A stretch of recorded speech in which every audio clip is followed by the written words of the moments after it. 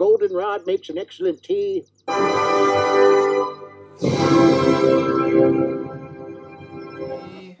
Happy birthday to me. Happy birthday, dear Aaron. Me. You are a sad, strange little man, and you have my pity.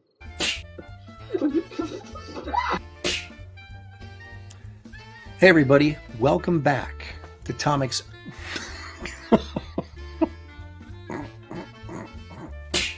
veteran of the comic book industry for 30 years of I'm a writer, I'm an artist, and this sucks.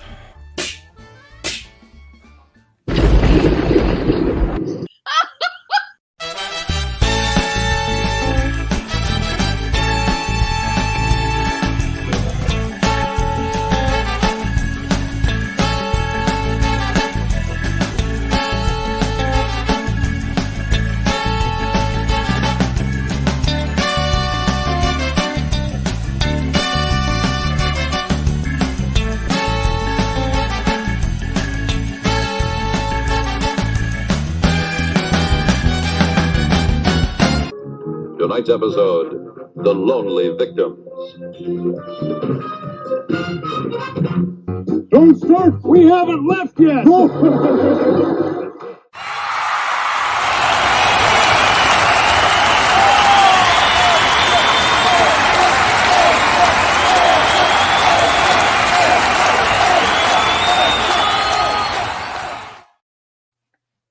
Raise the roof.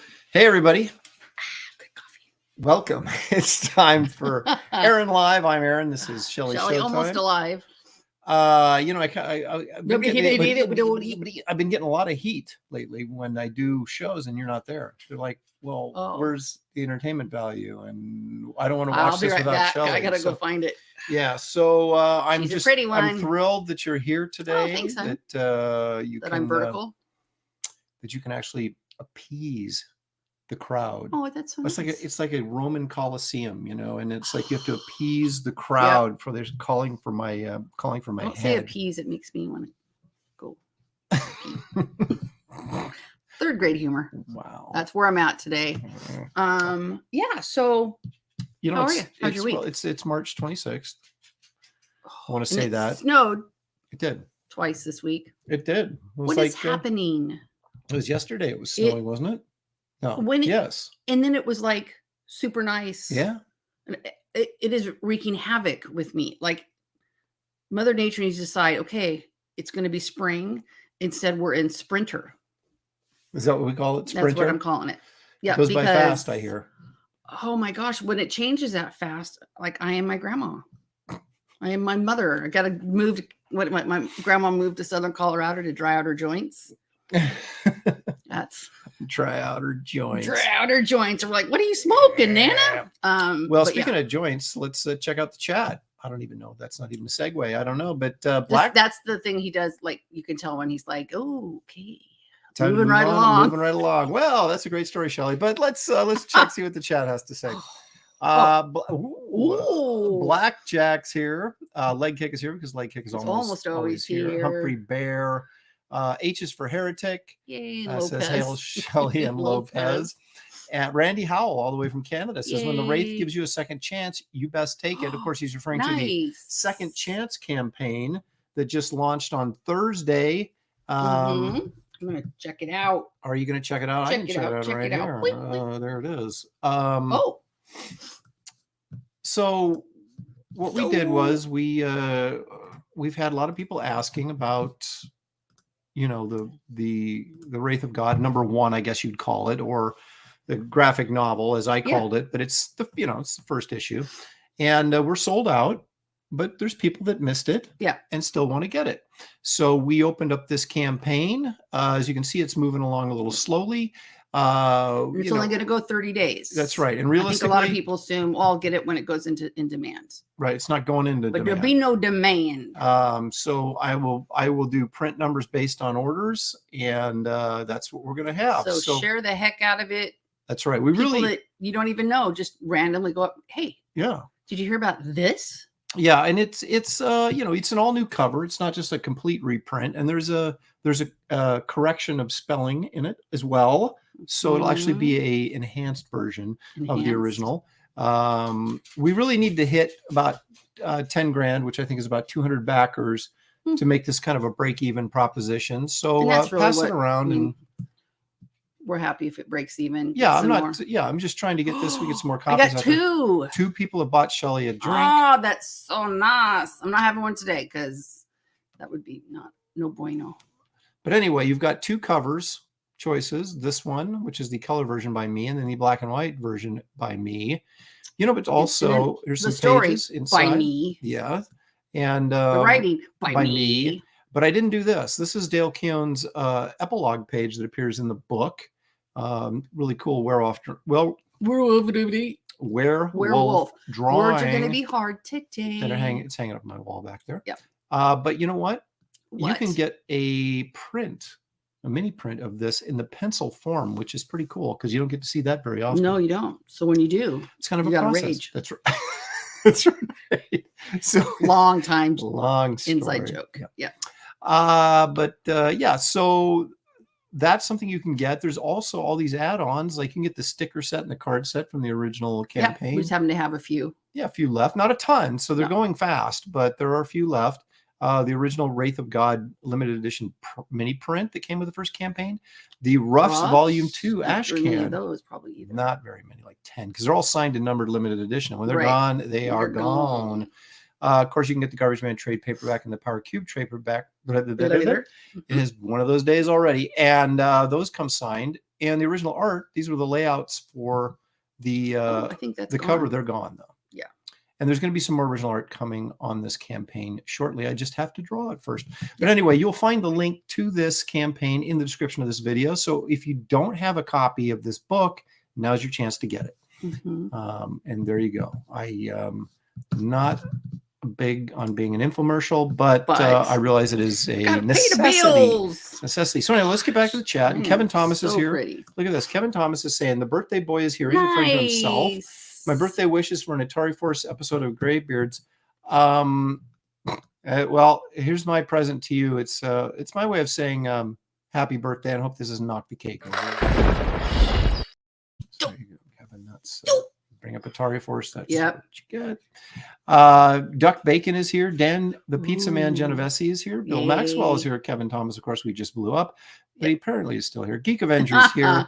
Citizen Ronan is here. Stippling Vaughn, of course. Yep. All the regulars are in the house. Marcus Killigrew is nice there. To see you guys. Squeaky's here. Paul Brillard, our resident Smarty Pants. Well, yeah, you know, engineer. Took me a second there. Yeah. Repairman Jack is here. Nice. Soap Maker is here. Aaron Sparrow. Sparrow's in the chat. That's a new one for me. Caleb Reynolds. How about that? Well, you got to come by more often. I know. Sorry, my bad. Coffee Wheeler is here. That's a new one. Bill Weist, at least new for me. Survive Infinity 880088. Coffee Wheeler is demanding that we entertain him.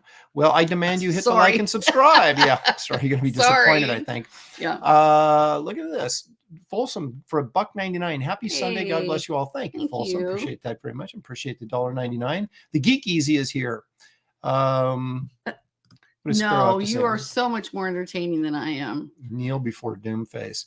That, of course, is his villain character of a project that he has coming up very, very soon. And we'll hear more about that in the coming months, I'm sure. Fritzy Schnitzel is here. Fritzy Schnitzel. Eric Boyd is here. I made it in time for Bigfoot and Werewolf Farms. You also made it in time for the... Good job. There you go. Evil One is here. Ellie Mignose. Who else am I missing? Anybody? Death Metal Hero is here. Nice. Ruby Jade 90 is here. Jughead Grayson is here. Wow. It's the Voyager 47 is here. All right. Hey guys, so glad you're here. Yes, thank you guys all for joining us. And hopefully more will roll in as the afternoon goes along. We're at what? It was touch and go about 10 minutes ago. laying on her bed watching Instagram videos, going, "You get up, no, you get up. No, I don't want to get up. You get up." So yeah, you I know. didn't sleep at all last night. I didn't sleep at all last night. Dun, Do, do, dun, do, do, dun, do. dun. It was I tossing think and I turning. finally fell asleep. I think what I took 6 a.m. It was.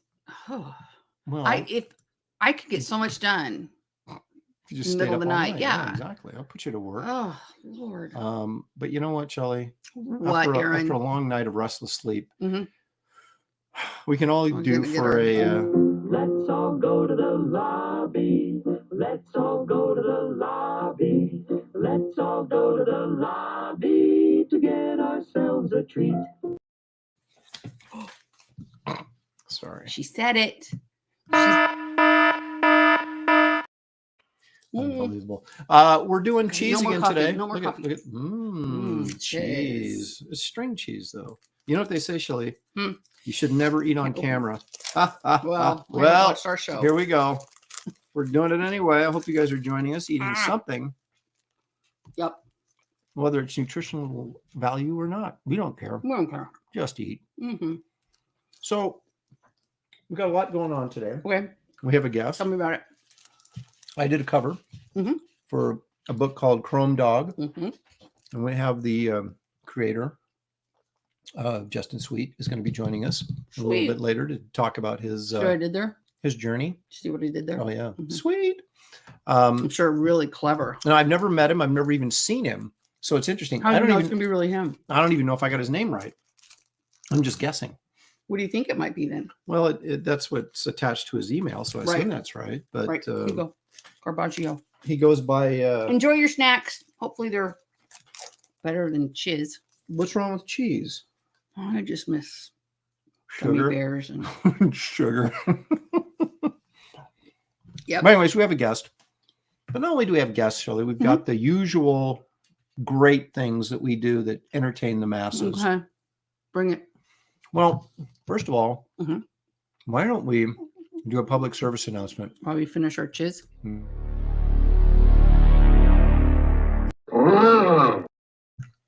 Awesome.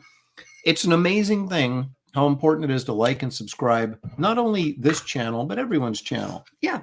But I guess if you don't like the channel, you shouldn't like it, but you should subscribe to it anyway, because it might get better. I'm not necessarily referring to our channel. I'm just saying in general. Oh. That could be our Oh, channel. Though, that I'm talking about. Jeffrey's eating pizza. With with pineapple on it, I hope. Parks Night is here. There's Elliot Awesome. Rodriguez. Yeah. And Elliot Rodriguez being in the chat reminds me Oh, we have to announce the winner of the art contest. no. And we're doing it next week. That would mean we'd have to spend like 5 minutes together. Oh, He's been busy. I'm I've been working sleeping. hard. But I'm yeah, trying to sleep. so that'll be a big deal. Next week, we'll announce the winner, and it's going to be tough because there's so many great entries. Mm-hmm. But the winner is going to get $250, and also will get their card made into a trading card, which is a stretch goal that everybody that Mhm. backs will receive. Nice. So, and I'm thinking of trying to come up with something that I can do. Uh-huh. To Hi, Husker. Oh, my dog Hi, wants baby cheese. I boy. just fed him. Just Daddy, I He want my said, no, treats. I get cheese too. I'm trying to figure out something to do with all of the art, and I'm not sure what. But Yeah, we'll figure out something. probably not till the next campaign, but we'll figure out something because it's all really great. And obviously we only have one winner, but there's just a Say lot of hi great. to- ones I like to. Daniel. Hey, Daniel. Hello, Shelley. Oh, sorry. He's just notices so much. Well, the studio still looks good though. It does. Well, I've done a pretty good job of keeping it clean, relatively speaking. There we go. There we go, Daniel. Well, relatively speaking, yes. Well, It did this help is- that this is Carol messy, and but I I've been- spent I've been an hour in painting here over yesterday. here, so He has. So we didn't really touch that, except I did put some caps, tried to put caps on some paint that's why they get dried out. You don't put the caps back on. Well, I think they Goodness were already. sakes. I think they were already dried out. That's why I Oh, didn't bother well, putting the caps originally, back yeah. on. But But yeah, anyway, There you go. Tarks9 from Canada says, looking forward to backing Wraith of God second print on my next pay period. Thank you so much, Tarks. I Awesome. appreciate that. Sheldon Martin, haven't seen Sheldon for a while. Hey, buddy. Sheldon. Of course, he's not referring to me when he says, hey, buddy, but that's okay. It's all right. We'll take it, though. We'll just pretend. The Geekies, he says, do you know that people who deliver pizza make fun of people who ordered pineapple on their pizza? That's not true. Say it's not true. I don't think that's true. That's what you get. That's what you get for lying. Why does... Yeah, spit it out, man. You changed something on the camera because I'm not liking how big my face is on here. I am, yeah. We'll just say there we go. It's an ear. Shelley's ear. Well, yeah, I mean, it's helped when I've been out of bed for 45 minutes now. So I didn't do anything to the camera. I'm just maybe you're just oh my gosh. Is today the day my vision's going to be clear so that I have to see this? But that's okay. Oh, hey. Elliot, thank you for Elliot. Thank you for the super chat. That's $6. Now he's from Peru, not Brazil. So don't say he's from Brazil because then he'll get mad. But he's in Peru. Now Peru is like so cool. all the way at the bottom of South America. It's all the way at the bottom. It is. So in fact, if you were at the tip of Peru, I think you could take a rock and throw it and hit the Antarctic. Just think maybe if you had a good arm. Not with your arm. No. Hail everyone. Good afternoon, Mr. and Mrs. Lopresti. Hope everyone's having a great Sunday back, Wraith of God. Thanks. Thank you, Elliot. Appreciate it very much. Appreciate it. He's got a happening I know. cap on there. His cap on. Husker, why are you growling? Why are you growling? Is he baby? growling at me? What did Why are I you do? growling What at did I us? do to deserve that? What's it? You're okay. Unhinged is here You're throwing out okay. his love. He just says, I love you. And I think he's that's to everybody. That's it's so not just to nice. me. You are lovely, Shelley. Yeah, Thanks. Thank you so much. Tark says, got to have your new covers. Of course you do. Got That's to. all. That's You why I got put a But new yeah. cover on there. Totally share it. Yeah. You know, introduce some new people. It'd be really nice. And Blood Hunters is also available right now. So I got two Mhm. campaigns going. And I'm mailing shirts out. My gosh, am I doing a lot? Yeah. And I'm drawing Wraith of God. Blood Who's- Hunters yeah. right over there.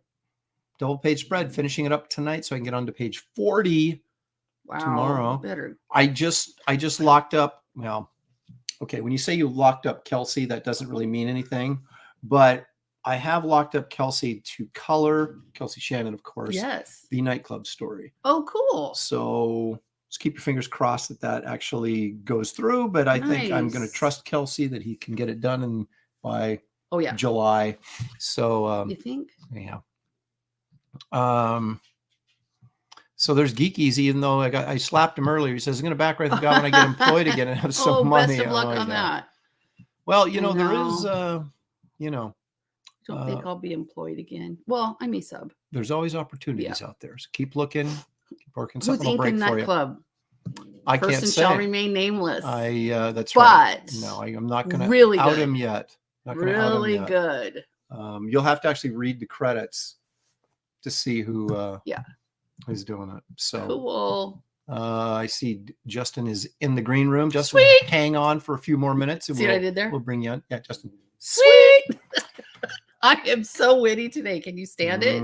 You can tell who I didn't, am on my game. you know who didn't show up for rehearsal again. That's pretty obvious. So Yeah. But anyway, Shelley, one of the things we do after we have a snack, we've kind of settled in, is we like to see what Wrightson's got for us today. Oh, okay. So let's take a look at the Wrightson image of the day, if you don't mind.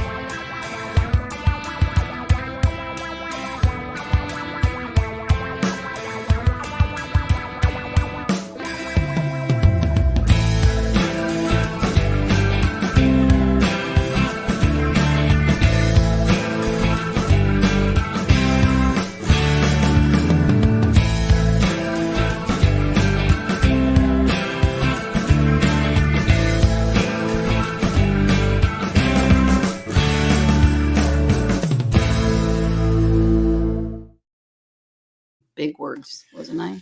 Well, here's what happened on that Tell me. that shadow. That's issue number 3, of course. Mhm. Wrightson was originally supposed to draw that shadow book, but then he didn't, and I can't remember why. So Michael Kaluta stepped in and he started drawing it. But these guys are not legendary for their speed, and so Kaluta got behind, and Wrightson stepped into ink some of the Gotcha. pages for him, and that's what those were. And you can see in the panels, especially the first panel that you really liked with the So yeah, that could have been just a splash page. Yeah, right there. you could see the Wrightsonisms he brought to the art through his That inking. scarf. Mm-hmm. And so I thought I'd throw that in there because I thought it was interesting. It's a nice little aside from usually we get Wrightson doing the pencil and inks, but this is just a case where he just inked the drawing. But although he Nice. might have brought a lot to the table, Well, a as lot I say, more you could still see it's a Wrightson. Okay, so Okay, so there we go. Elliot, holy crap. cow! Elliot Rodriguez Art sends $25 all the way from Peru. Says, nah, I won't get mad. I just wanted to clear up where I was from. And a little fun fact, Peru has a long-standing rivalry with Chile. So you guys have no idea how much I've been enjoying this Ethan Van Sciver versus Chile thing. I have been so Funny. out of it that I didn't know anything. Leave it to Ethan to piss off an entire country, but he did it. So he is way better than I am. yeah, I just piss off singles. Well, that I know of anyway, and one big group. But yeah, that's okay. All righty. Well, I'll tell you what. Let's do one more thing before we bring Justin in. Okay. And what one thing is that going to be? You know what I want to do? No. Let's You know do what my I thing. do? Get over it.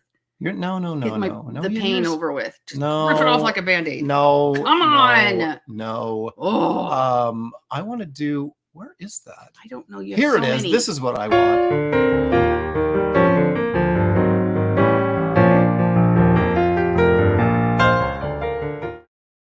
That is fun. Now, of course, I grew up in the 70s, Shelley. I know. So did I. And Except I didn't really grow up at all. What are you talking Well, about? Can you I'm not that mature. Would you check the script over there? Because you're like way off of it right now. I might have to check visit this the out. freezer after all. So we're cleaning the studio, right? And when I say we, What I a mean job. you and Carol mostly. Yep. But we uncovered this. The Mighty Marvel calendar from 1975. Now, the great thing about calendars are, Shelley, about every 7 or 8 years, depending on leap year, and you can reuse this calendar. So I could actually check online to find out what year. Somebody I in can the use. chat will. Yeah, of course. When 1975 calendar will be good again. We probably just missed it. Probably. Yeah. But anyway, check this out. The great thing about this. And What? 1870s. Here, let me but we're feeling our age today. let me give you a little, Woo! probably a little bit of attitude adjustments. Maybe that'll clear your head for you. You seem to be a bit confused. Anyway, Sorry, I think it's so funny. so anyway, we got this 1975 calendar. I was just a wee lad of 11 years old when this came out, I think.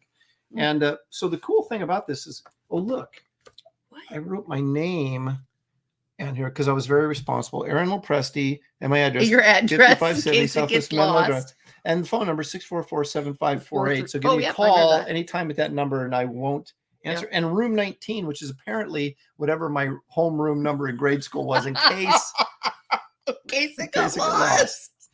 So anyway. Oh, since you can read Danky, I knew somebody would. 2025. So just in time. Okay, 2025. So only Yeah, Aaron is really wait, old. 2 more years and I can use this again. Marcus, I think, I was 10 too. Can I check this out? Checking. Can I check this out? Okay. This is almost everything on here was original art drawn for this calendar.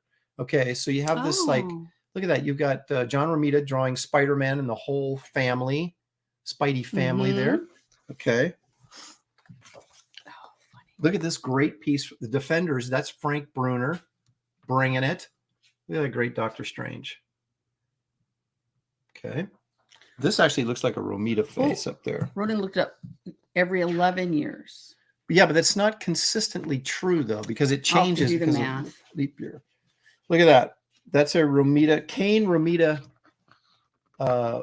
Luke Cage. Oh, nice. I love the days, though. Yeah, and they got That little makes it things. really fun. They got little things on almost every Well, day. because then they go, well, you can't plan anything. You can't write on it because it's all full. It makes you think like I have such a full life. Well, check this out. So you check the 15th, and it has a picture of Kang the Conqueror right there, and it says, Kang, the man who conquered tomorrow. or was it yesterday? So they have their little jokes, and we as kids always go, ha, ha, ha. That's so funny. 18th, it says Black Friday, the day Tony Stark pays the Avengers bills. So there's all kinds of these little jokes and stuff on every day. So that's Buscema Avengers piece, which is great. Look at that. Barry Smith Conan piece. Are you kidding me? It's in really good shape. Yeah, well, I took care of stuff. And they got, I think that's Rich Buckler and Sinnott doing the FF. Captain America and the Falcon by Romita. All American. This is back when people really did care about America. There's another, looks like Romita piece, which is just villains in August. I guess that's villain month. Kirby Thor. Oh, That out.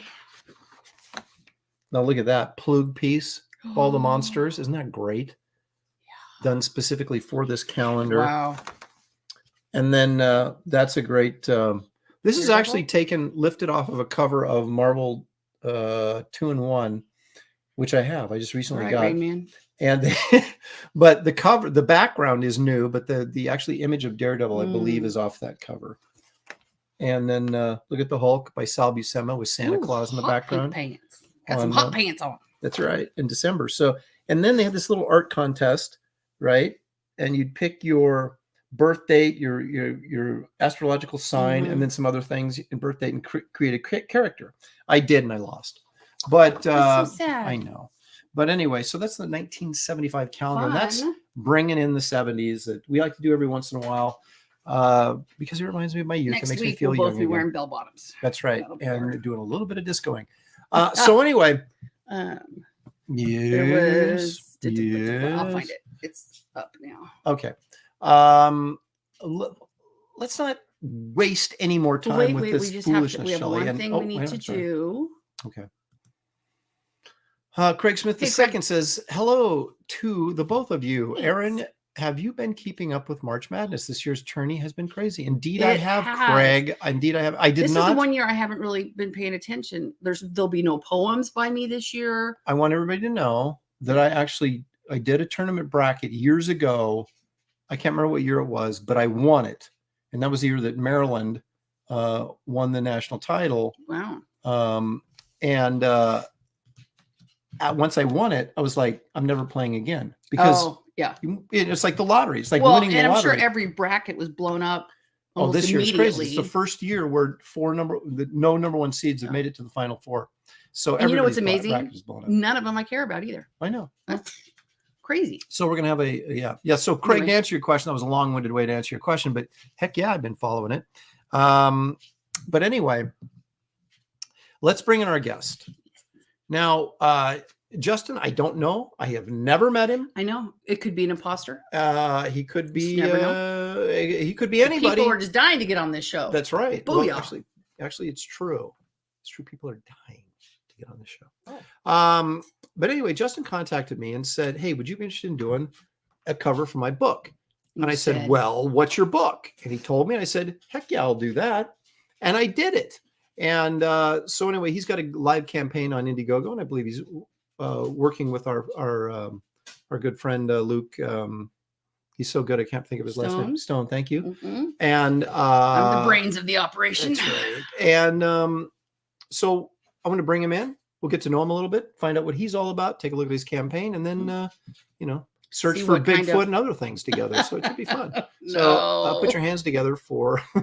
What do you have against Bigfoot? I don't know. I don't know. We've got a story about Bigfoot, or should we say Hairy Man? Hairy Man. In a little while. So stay with us for that. Anyway, here he is, Justin Sweet. Hey, Justin. Hey. Hi. Thanks Hope for you can hear me. Yes, we can hear you. Okay, good. So you've got this book called Chrome Dog. Now, where... Don't take offense that Shelley's leaving as soon as you came on. Lester's eating the puppet. He ate the eyes off this puppet. Look at this. You accuse me of puppet abuse. Look at what he's done to my puppet. I got to go find the eyes. That is so creepy. That's so creepy. It's horrifying, isn't it? Look at that. It's like Yeah, I just, It's nightmare fuel. dang dog. I I love that puppet. But anyway, don't take offense that Shelley just dripped out. She'll be back. I just had to get something. Yep. So, That's fine. Justin, tell me. You can't have the Yeah. puppet.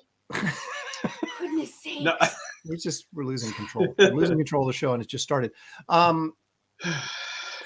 Where did this concept? Well, first of all, give us a little bit of background. You're obviously you're writing this. You created this. Why comics? Are you an old comic books fan? I mean, give me a little bit of background on you and how you got Well, it's all about you. this okay. together. So I'm going to try to get to where I'll wrap into the concept of Crumb Dog, but we'll start with I don't know. I was about 6, 7, 8 years old, probably consecutive years there. Here, I grew up in and around Nashville, Tennessee, and we have a Shriner circus here. And so the circus, the clowns before the show, they would always hand out these comic books to kids, and they had like reams or I guess you could say reams, like bins of them, and they would just and what was funny was they would sign them with their clown names and then hand them out, and so that was my first real exposure to comic books. But I forget which one. I know one of them was called Rust, and it had some really crazy art in it. I know it was kind of almost like some weird painting. It's kind of like some painting techniques. So it was kind of out there. I've heard of it. I'm trying to remember. I know I've heard of it and seen it. What years were we talking here about that this happened? So about 86, 87, 88-ish. So you were a 6-year-old kid at a circus while I was in college. Okay. I just wanted to make sure we get that clarified. Right. Okay. We got socks older than you.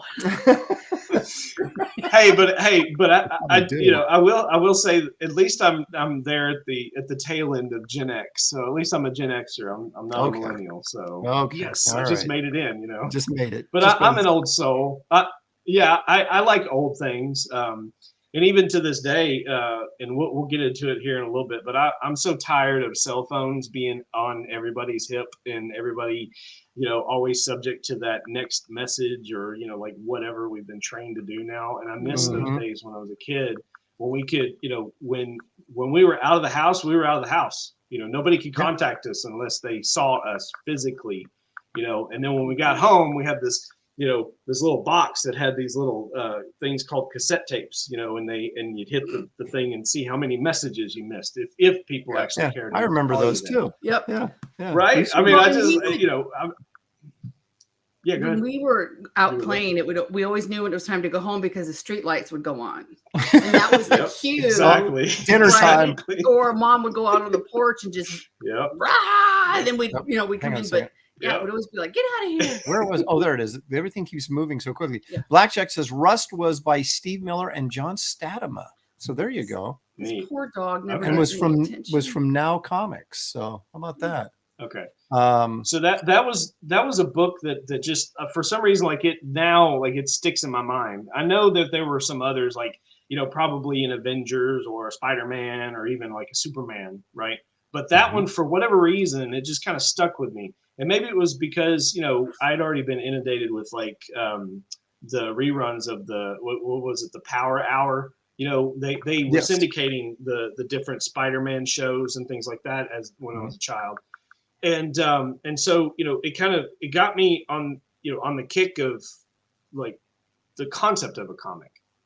And then my uncle, he wound up giving me a bunch of his comics. And then next thing you know, when I was, I guess I was 11, I got for Christmas, I got the X-Men #1, the Jim Lee X-Men #1. There was like this bundle pack of all of the covers. Right. Yeah. And so, once I got that, that was pretty much like how I took off with comics until I graduated high school, joined the Army, sold off a whole bunch of stuff. So, but I did like those comics I kind of held off to the side. and then eventually kind of picked them back up when I realized, hey, I have a paycheck and I can actually spend my own money to buy comics. Isn't that amazing? And you feel like that first. Well, it is. Oh, but when you're in the military, not a lot of storage space, so I couldn't expand my library very big, you know. So, yeah, go ahead. I was going to say, I did a show in Alaska a couple of years ago, pre-pandemic, I guess it was. And they have a military base up there now. I can't remember if it was, you know, Air Force or it was Army or what it was. But these guys got like part of their volunteer hours that they were required to do. They could like go help out at this comic book show, right? So of course you can imagine how many guys wanted to do that, right? Nice. And so I actually had a young guy sitting with me the whole weekend. I got to know, and that was kind of the funny thing is they were not. A lot of the guys weren't huge comic book fans, but it's like you said, you can't buy a bunch of comic books. Where are you going to put them? You know, but they were, right. You know, I think I made him a little bit of a fan by the end of the weekend. Because I kept buying him candy, you know. They had somebody setting up there selling like I thought it was the greatest idea. If you go to a comic book show and you set up as a candy vendor, you're going to make cash.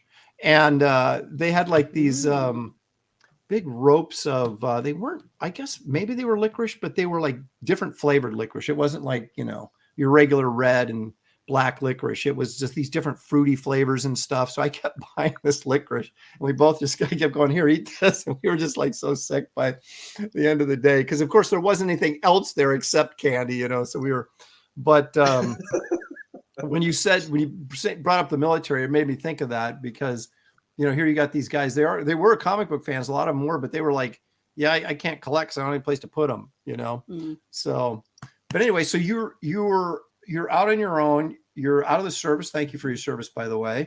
And you're getting your paycheck. So now you're starting to buy comics again. You're thinking, hey, maybe I could get into this. I'm projecting. So, so what it is, okay, and I'll tell you what really did it for me is I always remember, and I collected some of the Punisher when I was growing up, but I was very like, so Garth Ennis and he and Steve Dillon did their Welcome Back Frank run, and that really got my attention and got me to, you know, that was the first book that I can say that I was there. I've never done a pull list or any of that. I just would go to the comic shop when I knew that the comic would be there, and I would buy a copy. And so that was my regular kind of, it became a routine. I can't remember if they were monthly or bi-monthly or however they did it, but I know that I was there for every issue to collect that part, and then they went on after that 12-issue arc, and so that really made me like big time Punisher fan. Plus, I was also you know, being in the military, we're all, you know, very gung ho. I may not have had a combat MOS, but we were all soldiers first. So, you know, we're always training, and we're always firing our weapons and making sure that we're, you know, up to date with our marksmanship and all that jazz, you know, every year. So, but yeah, so I got this Punisher tattoo while I was in. Wow, and I've got another one. It's on my leg. It's a little tricky for me to show you here, but it's don't take your pants off. Okay, let's we'll take it's like it's I just don't want to move the camera to show you, but what it was is the Hearts of Darkness. Now, if you remember, Hearts of Darkness was Ghost Rider, Wolverine, and Punisher teamed up to fight Blackheart, and I remember, and that was another one of those little packs that I got when I was a kid around Christmas time. I don't know if it was the same Christmas, but I had that all the way up until my first purge, which came later. But we're not really going to talk about that. That happened when kids, you know, when my family went from a few to so many, so we had to like. Anyway, I'm like crawling my way back to comic books now, right? So the enthusiasm is real. And so what's fun is I'm becoming, you know, so enthusiastic about them again, even more so than I was when I was a child, because I can actually do something about it now. And so yeah. So but where what? did Yeah. where did the concept of Chrome Dog come from? How did you come up with this? Okay, so the first thing was I had wrapped up a sci-fi tabletop role-playing game campaign. And to those of you out there, if you play D&D, it's a fantasy campaign, that's, sword and sorcery and stuff like that. But this sci-fi game, where, in this particular setting, we're given tools. The game is called Stars Without Number. And it's a game where you're actually, as a game master, I can create the worlds randomly off of tables, and that keeps the story interesting for me as I'm telling the story. And so I created this whole galaxy of all these different planets, and each planet had its own unique kind of flavor and thing that was happening on the planet that the characters in the story, as the players would play through the game, were going to encounter these different cultures or whatever was going on in different planets. And so that campaign ended after about a year, and it kind of left me like wanting, because there were certain story beats that I didn't get to hit. There were certain cultures we didn't get to explore at the table, and all these different stories that we did get to cover. They're just no one knows about them unless I tell you, or unless each of the players have their stories to tell. We're just going to die, and they'll just, it doesn't matter. Right. And so it kind of got me thinking, I need to be writing this in some fashion, maybe collating these gaming resources that I had, all this GM prep that I had set aside, and create a story, create a world, try to make it a cohesive narrative.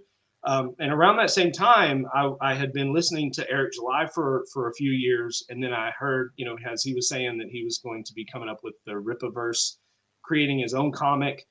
I thought, well, shoot, if he can do it, I could do it. And around that time, he mentioned EVS. I'm like, who the heck is EVS? And then here we are. I mean, that's right. I looked up Ethan Van Sciver, started listening to him, started watching the Comics Gate Kings on Monday nights. And of course, I'm try to watch the replays, because I life is so hectic for me between my day job and everything else that I got going on, kids and grandkids and all that jazz. Sure. Believe it or not, we can talk about that shortly. Someday for us. Yeah, we may be older than you, but at least we don't have grandkids yet. Oh, which makes me sad. So this was a long-winded way to get to where Chrome Dog comes in. So I sit down at my keyboard, and I'm like, okay, I'm gonna make a start. And I'm like, okay, well, I'm a writer, so I'm going to write a script. So let's figure out how to make a script. And thanks to a few different online resources or whatnot, I get the format down. I actually found this really cool place that has a template for Microsoft Word. So it helps me as I'm writing the script. And so I figured, okay, well, I'm not really sure where to start as far as plot or anything like that. I have a rough idea of a certain character that I wanted to create that's like on the street level. And he'll be coming along soon enough, I'm sure. But he was my original idea, and he was going to be kind of a cross between, or my version of, Iron Fist and Daredevil, right? Mm-hmm. Kind of that street level, kung fu artist guy, but he has certain powers and this and that. And so I sit down to write the script, and as I'm writing the script, there's this character who is like part of this this heist, right? And so they're setting up this heist, and so the hero, as I'm writing it, he's kind of overlooking, he's up on a roof, and he's looking down into a warehouse, and he sees these three guys down below, and it's quite obvious that one of them's missing or whatever. So someone's late to the party, so to speak. And so mm-hmm. And then as the story progresses, we find out that person who was missing is this big mechanical werewolf looking guy, who would, eventually become known as Chrome Dog. Okay. So he's kind of this anti-hero-ish guy who takes jobs doing anything. And in this case, he's taken a job helping folks, work out a heist. So if you've seen Mission Impossible, If you're familiar at all with that movie with Tom Cruise, the very first one, Emilio Estevez, his character is the guy who's kind of sequestered, and he's hacking in, and he's helping them out with all the computer stuff. Well, that's pretty much what this that's kind of what this mechanical werewolf guy was doing for the group. Not only that, but he's also a heavy, so he can certainly put down some folks when needed. And so as I'm writing this script, and I'm imagining the panels and just the scene and everything, there's a scene in the garage where here's this guy Chrome Dog doing his thing. He's hacking the stuff. He's been dropped off by these group of lackeys or whatever, and so he's doing his thing, and then here comes my hero, and he kind of comes up, and he's giving him a hard time, and he's trying to talk him out of doing crime and join the hero side. And so here's this Chrome Dog character saying, Chrome Dog says, your boss needs to come off his money, he needs to pay more if he wants me to go work for him. And so so a fight kind of ensues, and all he's doing is trying to hack stuff, do his thing. And here's this hero that keeps like messing with him or whatever, and he winds up like just chucking this hero like through a brick wall and out into a dumpster across the street. And then he's like, well, that was enough of that. And so as I was writing this, because all of this was happening as I was writing, I wanted to know more about this Chrome Dog guy. And at that point, he hadn't actually, we hadn't done a character design or anything like that. I hadn't actually even contacted Luke or anything like that. And it's interesting how you can come up with to do it. It's interesting how you can come up with a concept and you start thinking one direction and you start developing one direction. And then suddenly you've got this ancillary character. You start going, you know what? This is really the more interesting character. This is the guy who should be focused on, not this guy over here. And so then you take this guy who was essentially just one of three villains, and suddenly he's the guy you focus on and becomes the hero, because you realize that infinitely he's way more interesting and interesting looking potentially than the character that you originally maybe thought you were going to do. Right. So exactly. So we've got this campaign. You decided to put it together. You got your script written and said, you know what? I'm going to go Indiegogo this thing, crowdfund it, and see what happens. Right. So how did I get involved in this, Justin? Okay. Well, so, well, I mean, I asked you, but no. Well, yeah, seriously. But why? I mean, yeah, right. Why? Why did I approach you? So, you were put on my radar early because of the Wraith of God campaign, and I remember watching those comic book or Comics Gate King Monday nights or whatnot, and watching each of you do it, your round robins and promoting your different campaigns. And so with Wraith of God, I was kind of on the fence early on because I being new to the space, I wasn't sure who I wanted to back and what I wanted, that kind of thing. Right. Sure. And then eventually I was like, you know what, I need to back this thing, and so I did. I backed you on the first campaign. Well, thank you very much. The Wraith of God, and then once, you're welcome. And then once I got the book, and I opened it up and I was like, wow, like you just the from start to finish. I mean, I think I've read it 3 times now, and wow, thank you. And I like to just stop and just look at what you're just nice. Anyway, it's the only comic book I've read in 30 years. I had to twist her arm to do it, but she did like it after she read it. I should probably read it. And I was like, I actually came in, I was like, that was really good. And I did. It's great. Of course, he was like, well, you're surprised? I'm like, well, no, but yeah. But, I would always say, like, in the beginning of our relationship and marriage, I would go to every show and sit at the table with him and sometimes feed him while he was drawing, or I'd go, you need to go to the bathroom or something. You have to get up and, because he would just constant. And then I would, or I would chat with the kids or whatever. And, as things progressed, like I'd go to San Diego and say, what time's dinner?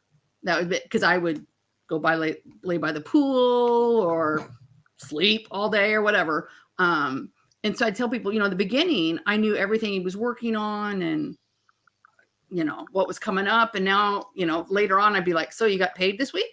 Awesome. Now all I knew was that he was working. What she's saying is when we were dating, she was like totally into what I was doing. And then as soon as we got married, it was kind of like, I don't care about that stuff anymore. Well, we got married a year after we met. So it isn't like, that was so long. But yeah, being that my brain works completely different than you guys. I have a master's degree in math. And so I still, 31 years later, look at what he does. And like when you start talking about, well, I got the template and I started writing, I'd be like, I could find the template and it would still be empty. Like writing for me is, I'd rather have my eyeballs pulled out, I think.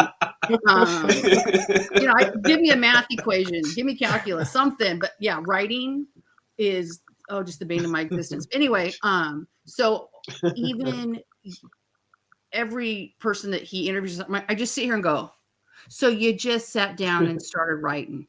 When you said you visualized everything in my brain, I was like, what is these people's brains? You guys are like aliens to me. Oh my gosh. But our daughter's the same way. You guys just visualize stuff. Our son is an engineer. So when he's around, it's like, oh, okay, somebody gets me. He called me earlier this week. He said, Mom, you've got to watch the Challenger documentary on Netflix. And then we sat for like, I don't know, half hour on the phone, just talking about all the geekiness and, the engineering and the blah, blah, blah. And I was like, oh, and then I'm surrounded by these creative people. So, but I mean, it impresses me so much, you guys. And then you go out on this limb and say, you know what, because crowdfunding is scary. It can be. I mean, like, and you don't know what the response is going to be. In our case, the backlash at first. And doing all this is not for the faint of heart. No, sure. But so well done. What I got out of that was that everybody is a geek in a certain thing. There's sports geeks out there, people that are, there are tech geeks, there are math geeks, there are art geeks or writer geeks, there's fantasy geeks, gamer geeks. Everybody geeks out about something. So to kind of sort of like isolate one group and say, oh, those guys are the nerds or whatever. No, we're just nerds of a different.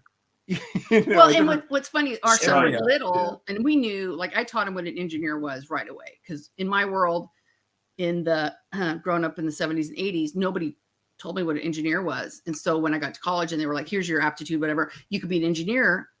Stupid me. I thought in my head, why would I want to drive a train?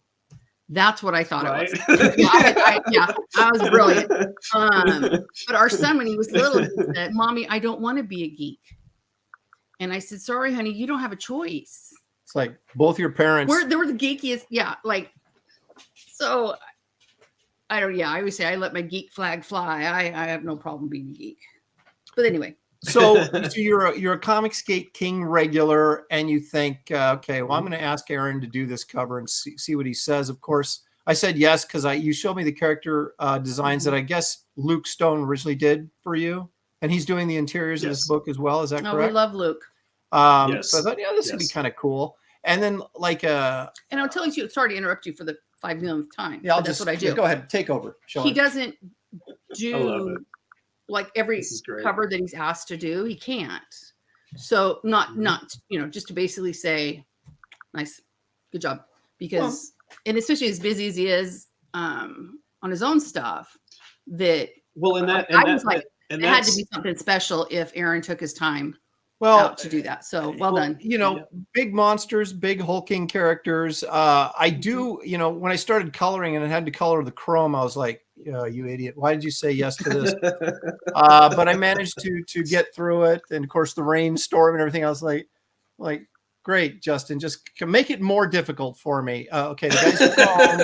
It's also pouring down rain. I'm just like, well, you guys do that. That looks really cool. And then you go, why did I design it that way? Because now I have to draw it. Well, ink it over and over. You've done that so many times. I talked to Luke Stone about this design, and he was like, "Yeah." He goes, "I don't know what I was thinking, man." Because now it's like every panel instead of just when you do like one cover illustration, it's like, okay, it's hard enough because you want to get all the little details right, but then if you're doing this every panel from different angles, Yee.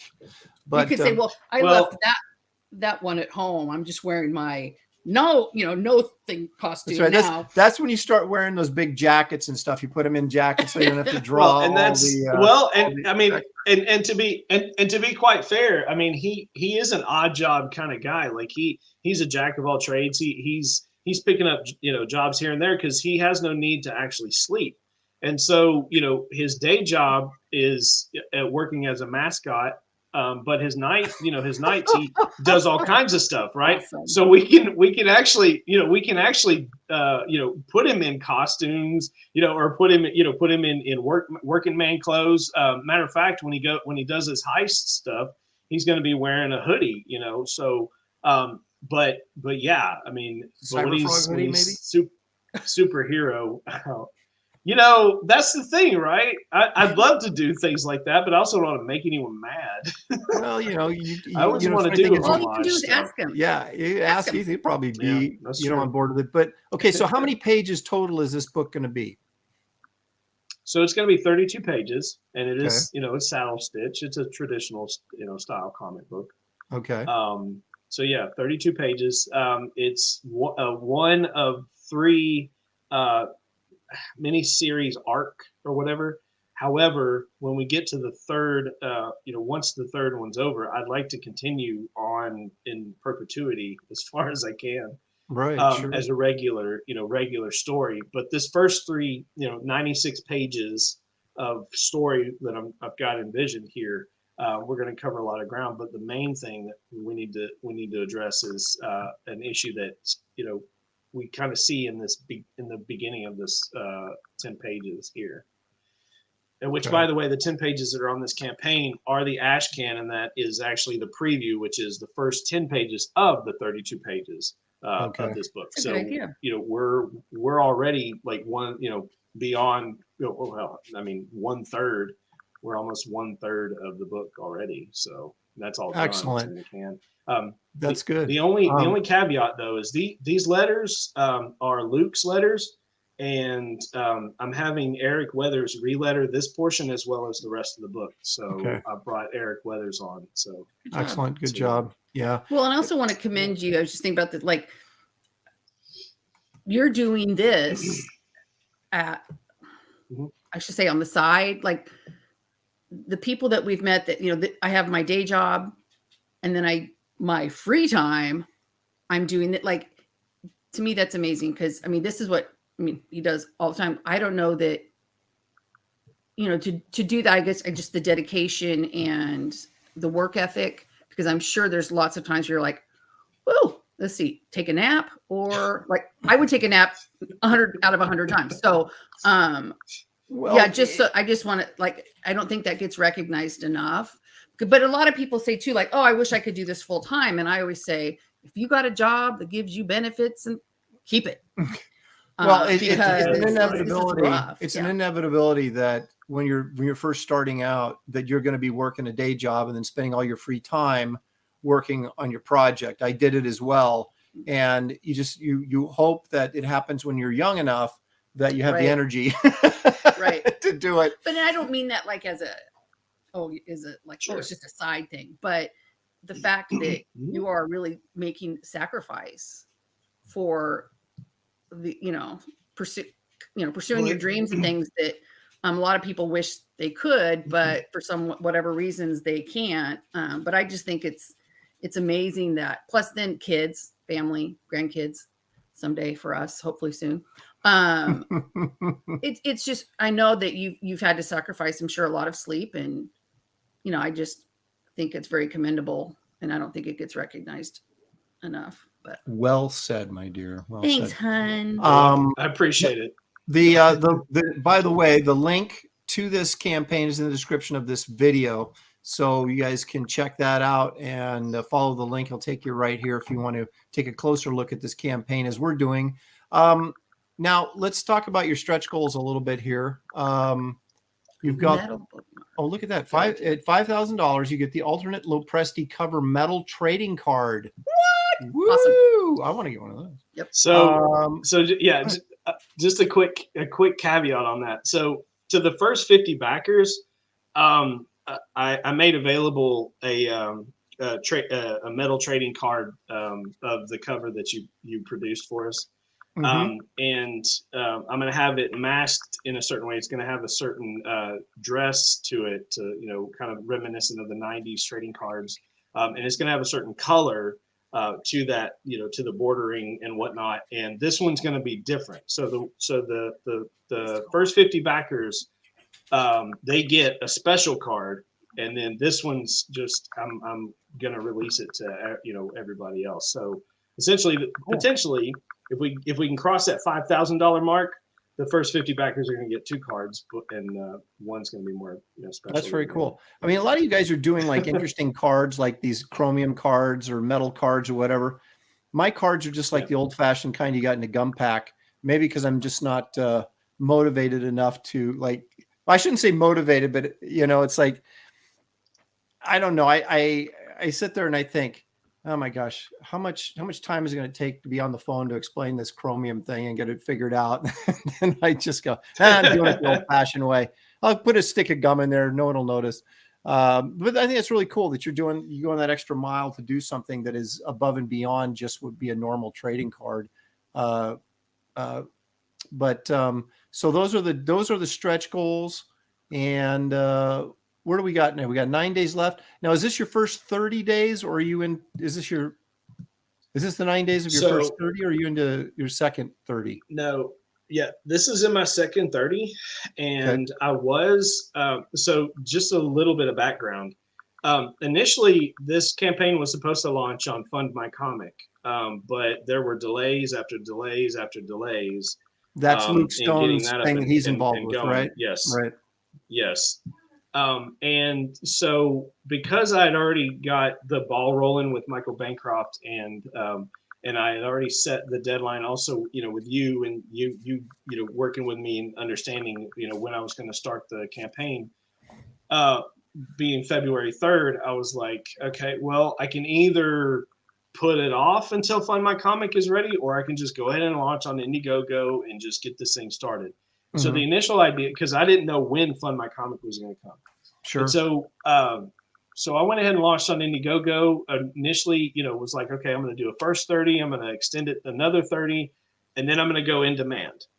Well, Fund My Comic came about right there at my next 30-day mark, like almost to the day, right?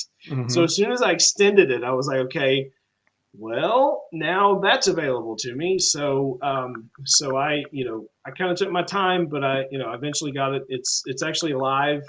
We are, simulcasting as you were, or as you would be on both Indiegogo and Fund My Comic. And I'm no longer doing in demand because I'm tired of seeing some of my fellow creators and colleagues and friends being messed around with when it comes to the shadow banning and all the weird chicanery that's happening on Indiegogo. You know that one. And, well, I think that's smart of you.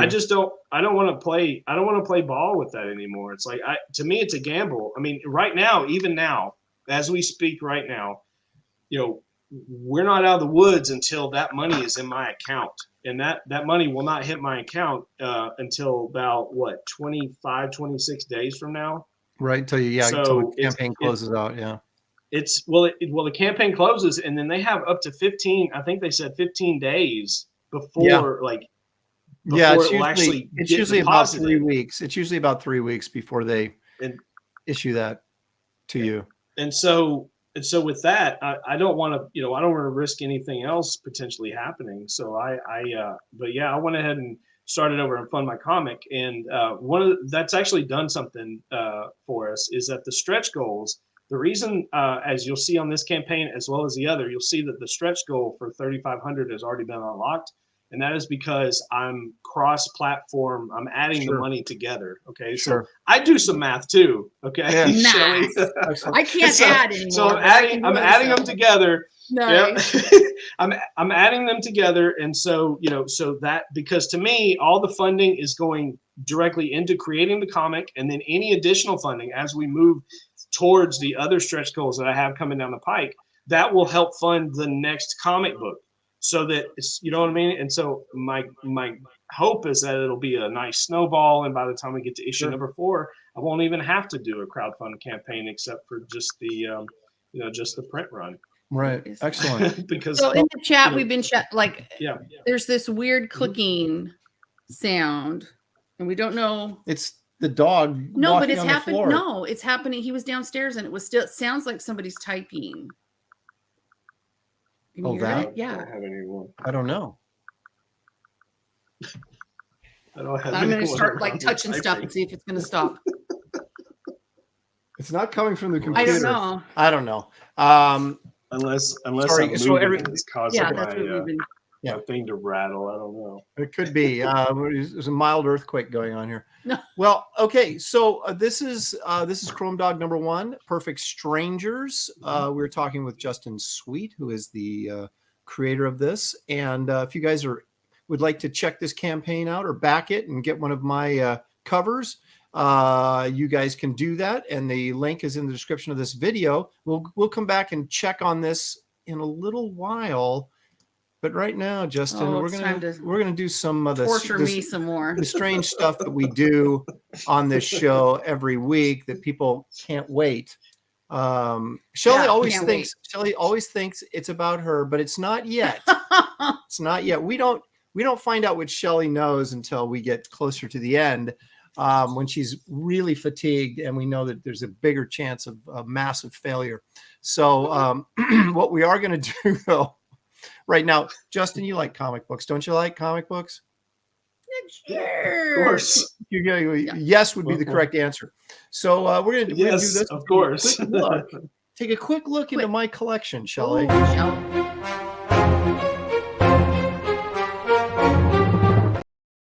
want you to know I have both those books, but we're not looking at those today. What we're going to look at is I was at a comic show this weekend. Actually, more of a comic swap meet. Yeah. Actually, more of a comic flea market yeah. might be the best way to. And I picked up a few goodies. So Nice. Do you want to go full? yeah. Let me go full screen here for a few minutes, Justin. That doesn't mean we don't love you, and we can still hear you. No, So don't curse at me under your breath. But anyway, I didn't find anything because I'm a high grade guy, right? We all know that. And so I did find some books that I thought, you know what? These might look awfully nice in my spinner rack in my studio. So I picked up this FF84 for $8, Shelley. Can you believe that? I can't believe it here. And it's and this is one of the few books I have that I'll actually open up and look at. But of course, we had this by Jack Kirby with Joe Sinnott inks in it. Some classic FF action and adventure. Ooh, look at that. Dr. Doom. Come on, it doesn't get any better than that. And this goes all the way back to Dr. Doom. 1968. Now here's classic. Hey, it's Crystal. I love Crystal. She's such a cool character. There she is on TV. Crystal on TV. Johnny, of course, had a relationship with her. There she is, and so she was probably saying, "Where are you going to take me to dinner tonight?" And he goes, "Fighting Dr. Doom. Can I get back to you?" Oh no, we got a lot of Doom in here. Look at the thing. Sleeping in bed. Now he's made of rock. Do you think that that laying in a bed would be more comfortable than any place else? Don't know. I don't know. And I mean, maybe he'll sleep like a rock. Yeah. Right? But anyway, and then this one as well, number 80. That was 84, and guest starring Wyatt Wingfoot. So how are you going to pass that up? And this was like I think $10. So I got both these books for $18, and they're in reasonably decent condition. Again, Kirby art. There's Wyatt Wingfoot right there. I was never a big FF guy growing up, but as I get older, I sort of am developing a appreciation for them. And of course, their books are so freaking expensive now. It's hard to actually just say I'm going to start collecting FF now when I should have been doing it, 30 years ago. But anyway, so these were the gems, a little roughed up, but they're in they will be in a second in my spinner rack. Now, digging into the collection that actually has some serious value, we're into the C's now. And this is Captain America number 18. I don't know. This is an offensive cover, so that may ban the video. But this is a classic cover, very unsavory depiction of the Japanese that they're fighting here on the cover. But this is a 6.5, which you find a comic book from 1942 in a 6.5, you're feeling pretty good about yourself. And I bought this several years ago for $3,500, and it was part of $3,250. It was part cash, a lot of trade. Sold some of my other books to get this from my friends at Bedrock City, but this is what you call a classic golden age right there. Sticking with Cap, I've got Captain America 100 in a 9.2. This, of course, 1968, when they relaunched the series after Tales of Suspense. You remember that, Shelley, right? My gosh, like it was yesterday. Yeah, so Cap was running in Tales of Suspense all through the 60s.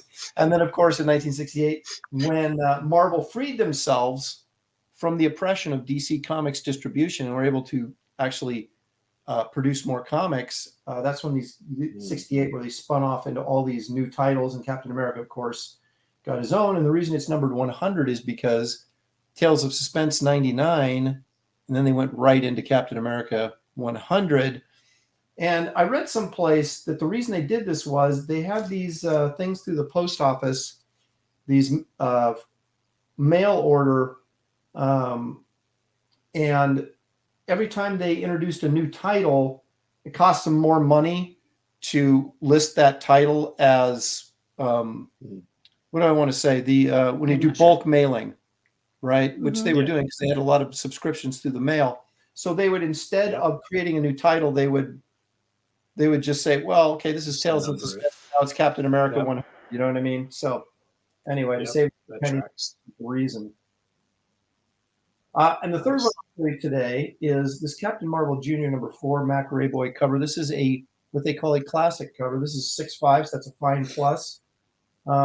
Now, look, I had CBCS grade this and had them put in there from the personal collection of Aaron Lopresti, which makes me feel extremely important.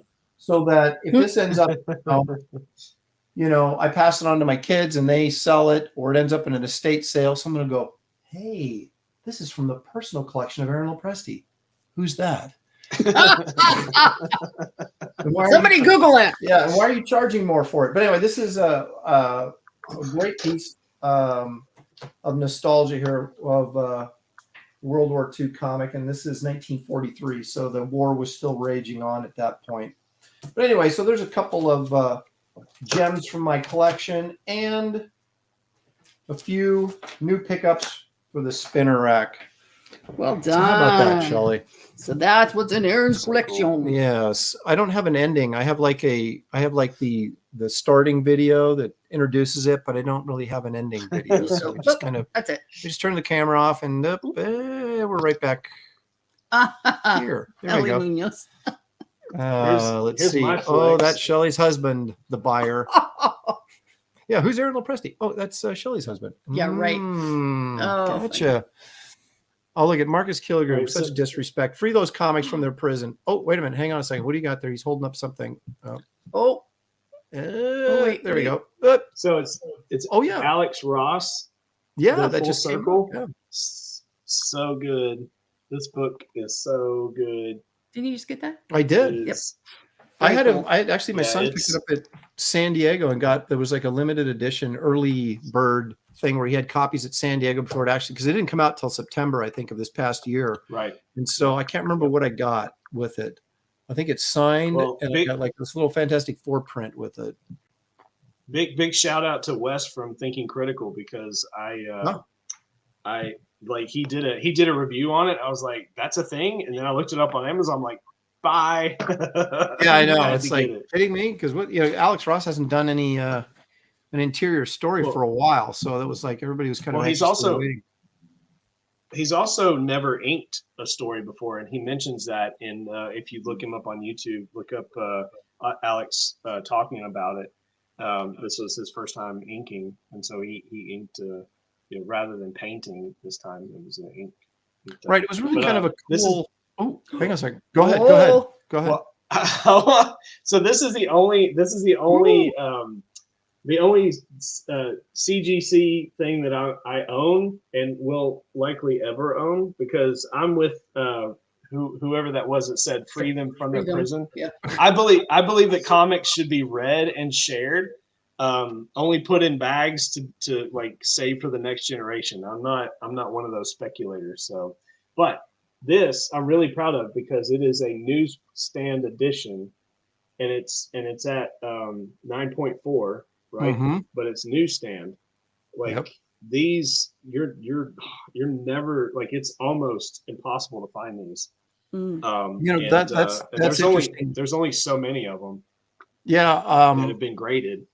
My son is a pretty avid collector as well, and he's looking at books in the 80s, and he's always saying, if I see one, he's like, don't get the direct market edition, get a newsstand, because they're, and I would imagine with those Image comics that 90% of them must have gone through the direct market, and you didn't see a lot of those. In fact, that's pretty remarkable that you've got a newsstand edition of that Pit, because the more I think about it, it's like, I didn't remember seeing any of those Image comics out in, the spinner rack, at that point, because the spinner rack was about dead at that point. That those books were still, there was still some newsstand stuff, but there wasn't very much. I mean, that was pretty much getting phased out. So that's pretty remarkable that you found one of those. So congratulations on that. That's a good find. Well, I love Pitt. He's so cool. And, Dale Keown's work is just phenomenal. I mean, okay. I do want to say this about Wraith of God. Okay. So when I remember, please. I first clued into you with the Wraith of God when you first revealed that cover by Dale Keown, and then I saw Gabe's colors on it, and I was watching those different shows, and then when the unction finally hit me to back it, I got to looking at it, and I'm like, you know what? Like, as much as I like these variant covers, you kind of got me because I remember there was this, I know you were probably doing it in a humorous way, but it kind of touched me when you said, we have this cover, but generally, here's my cover. My cover's still cool, or whatever. And so I think from that part, I've been inspired to always try to go ahead and go for the original artist cover. And so yeah.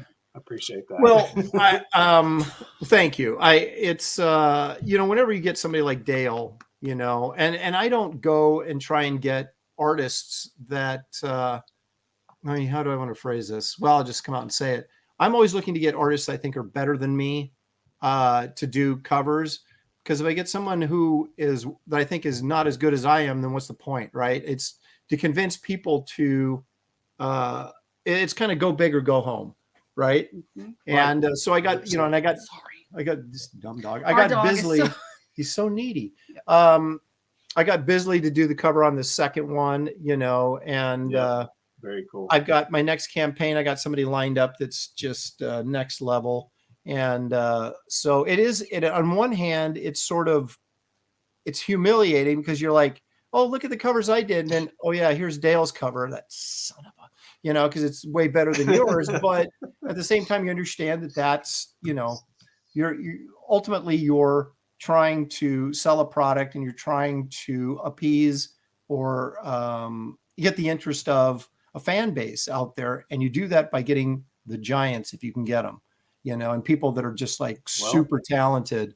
And so it's not to say that I wouldn't use any of my friends or anything like that. I didn't mean to suggest that I think I'm better than everybody else, and so I have to go get these other guys. But I just mean it's, you really want something that's unusual or next level when you go and do a guest cover, That right there.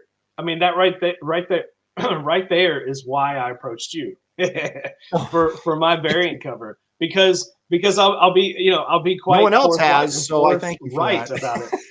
Well, and that's okay, and that's the thing, right? To me, it's a travesty. I see all these other creators are like, it's always the same people, and they're like, oh, I got this cover, and I got this guy's doing this for me, and this guy's doing that for me, and all this other stuff, and I'm like, and I'm looking around, I'm like, hey, well, I'm not seeing anyone asking, Graham Nolan to do something for them, or, Aaron Lopresti to do something for them. And so, but I also I love the way that you like make these monsters come to life on the page, man. And to see Seether and Chrome Dog throwing down on the deck of this ferry. I mean, this image that you've provided for us graciously is going to be, this is the climax, spoiler alert. This is kind of the climax of the book. And so like, it needs to be like, bam, in your face. So, well, again, anyway, thank you for thinking of me. I appreciate it very much. Paul Taylor, our resident biologist, says, true enough, but Dale is pretty good about OCD about his work. So he invests way more time on his stuff than most artists. Most people would say good enough, but Dale goes back 3 or 4 times. That is true. You have to wait a little bit longer, but you're never disappointed. That's for sure. Elliot Rodriguez says, Aaron thinks he's better than everyone else, confirmed.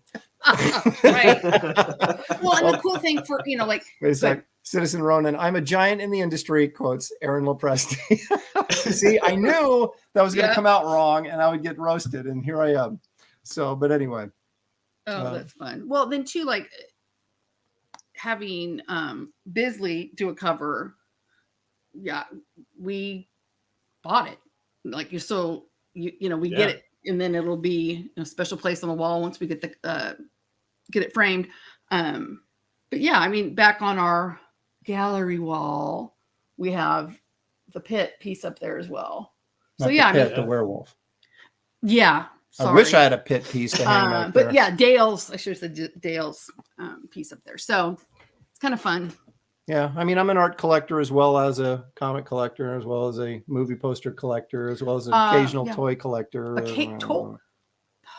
I'm out of space. I quit collecting toys because I had no more room to put them in any place.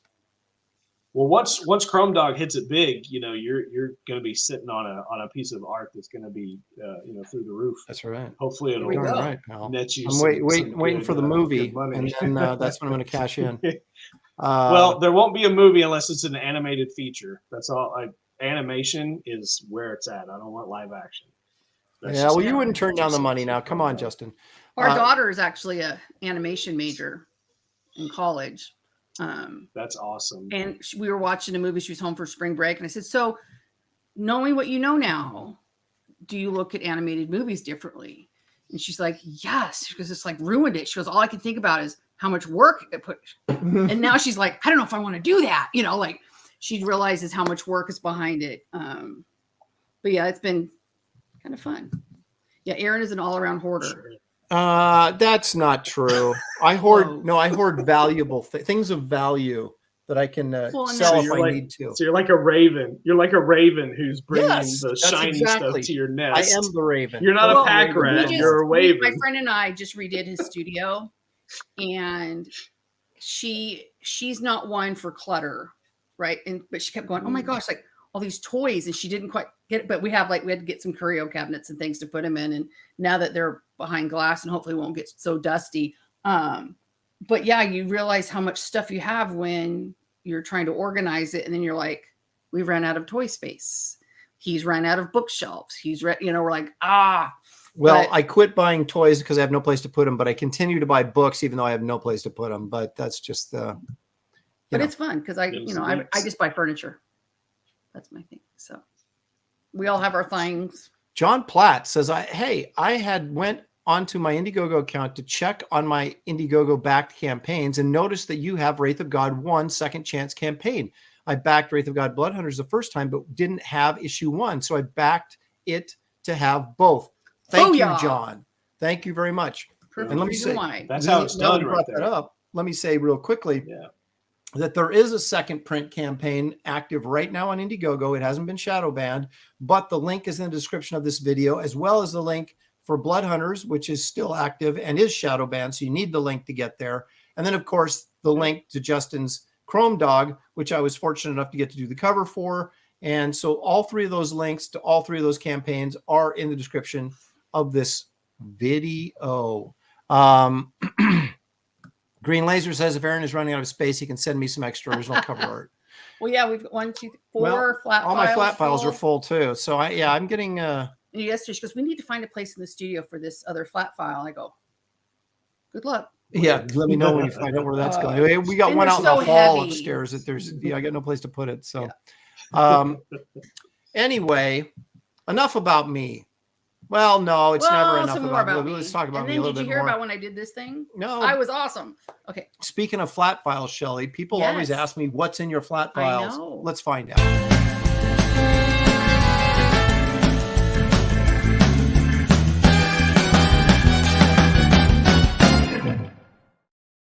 Oh, hi. Oh, hey. Okay, so I got two things that are completely unrelated, but I thought it would be kind of fun. Camera? No, we're going to do it this way. Okay. This is a Batman drawing holding up a, like, he just got arrested kind of thing that I did for Wizard magazine, if you can believe that. So there was a short period of time in my career where Wizard magazine called me a bunch to do stuff. And I did every single one of them. But anyway, I don't have the original anymore. I sold it years ago, but that is a illustration that was used in an article that Wizard magazine did of Batman apparently getting busted. Probably for speeding. Bad boys. Now, I had made a reference a couple weeks ago about when I was in class taking oil painting classes and stuff, they'd always make us do still life, right? And it was like still life to me was always so boring. So when I had to do my still life in class, I spiced it up a little bit. And I got to tell you, I don't know where I got that skull at, but I did set up a still life with a shoe, a skull, and then of course a glass with a paintbrush in it. I don't know what the meaning. Yeah, looks like a ice pick thing. It's the paint. It's upside down. I was thinking paintbrush. Sorry. Or a screwdriver. Yeah, nice. Right, so I was thinking, nice drawing, Aaron. Is that an ice pick? Well, no. Granted, this is not like high level oil painting. Okay, this is I'm in school trying to learn, but I did spice up my my still lifes with a skull, and maybe where did I get that? What year was this? That was 86. 86. So I did this in an oil painting class at USC when I was in film school, and I've never really done oil painting before, and so that's why you see this sort of like. It's soft, but it's not refined because I didn't really know what to do. And I had one of those instructors that was a fine arts major, and they would never tell you how to do anything because, quite frankly, they didn't know themselves. They would just talk about color theory and things like that, but they'd never say, well, okay, if you want to get this effect, here's technically how you can achieve it, because they didn't know. It's like accident. Yeah, they weren't any better. They weren't any better at painting than I was.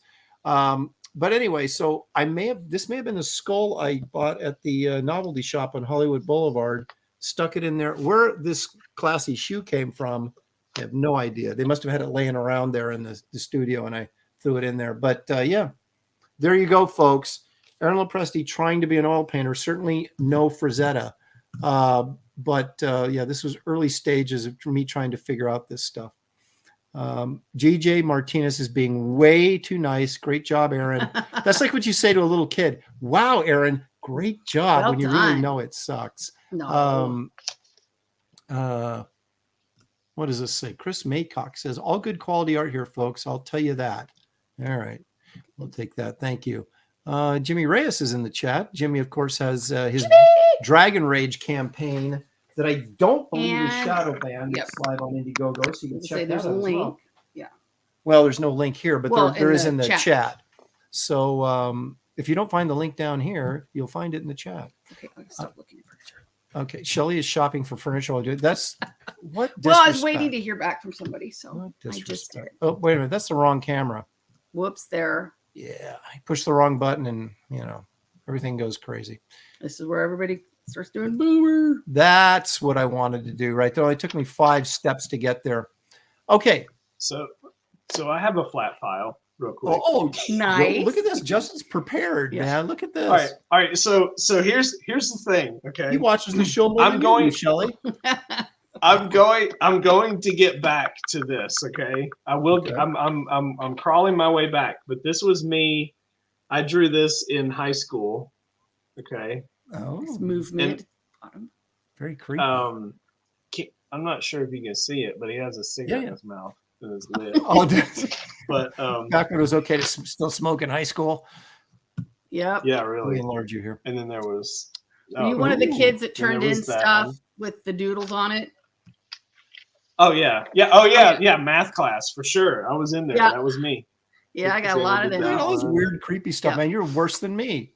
Yeah. I had people in school Well, going, "What's wrong with this kid? Why is he drawing this?" You know. Here's now this one I actually did. It was an entry in art class, and was I was actually able. Actually, I did this one in pencils, and then what do you call it when it's that? It's like a blackboard, and then you scratch the surface to get the etch. Like you get yeah, scratchboard, isn't it? Scratch. Sure, scratchboard. I guess. But so what I did was this was the actual pencils, and then I traced it onto the scratchboard, and then I actually did a scratch. But unfortunately, that's been lost to the sands of time. But I still have the original pencils. Oh, nice. And then, for last but not least, this was before I even thought about going in the military. Ooh, that's pretty I did this clever. pencil and ink for that. You know, this was all for art class in high school, and so I have the chops. I just got to go back and start over because I'm so far removed. Well, that's the in thing. Time, yeah. I did that when I got out of high school and went into college. I didn't really draw very much for probably almost 5 years, and it really retarded my skills. And it took me, so here I was, out of college thinking, oh, I want to get into comics now at 25 or 26, whatever I was. And then realizing I really hadn't drawn a whole lot since I was, 18 or 19 years old. And so now I'm 26 drawing like I'm 19, and you're like, that ain't going to cut it. So that's one of the reasons it took me so long to get my stuff from when I first started, which was just pure crap, to get to actual professional level.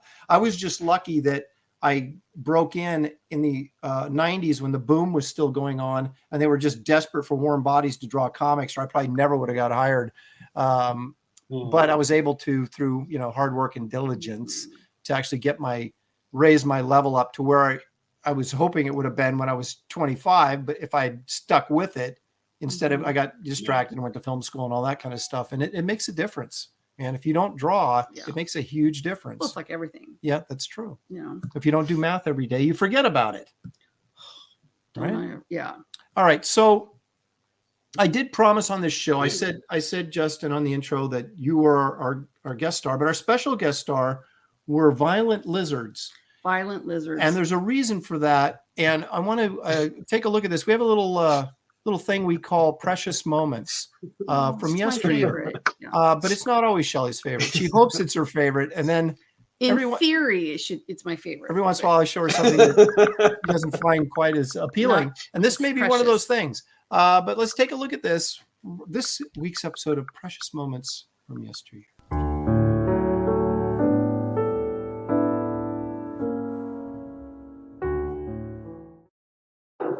It's like a toy against them. Come on.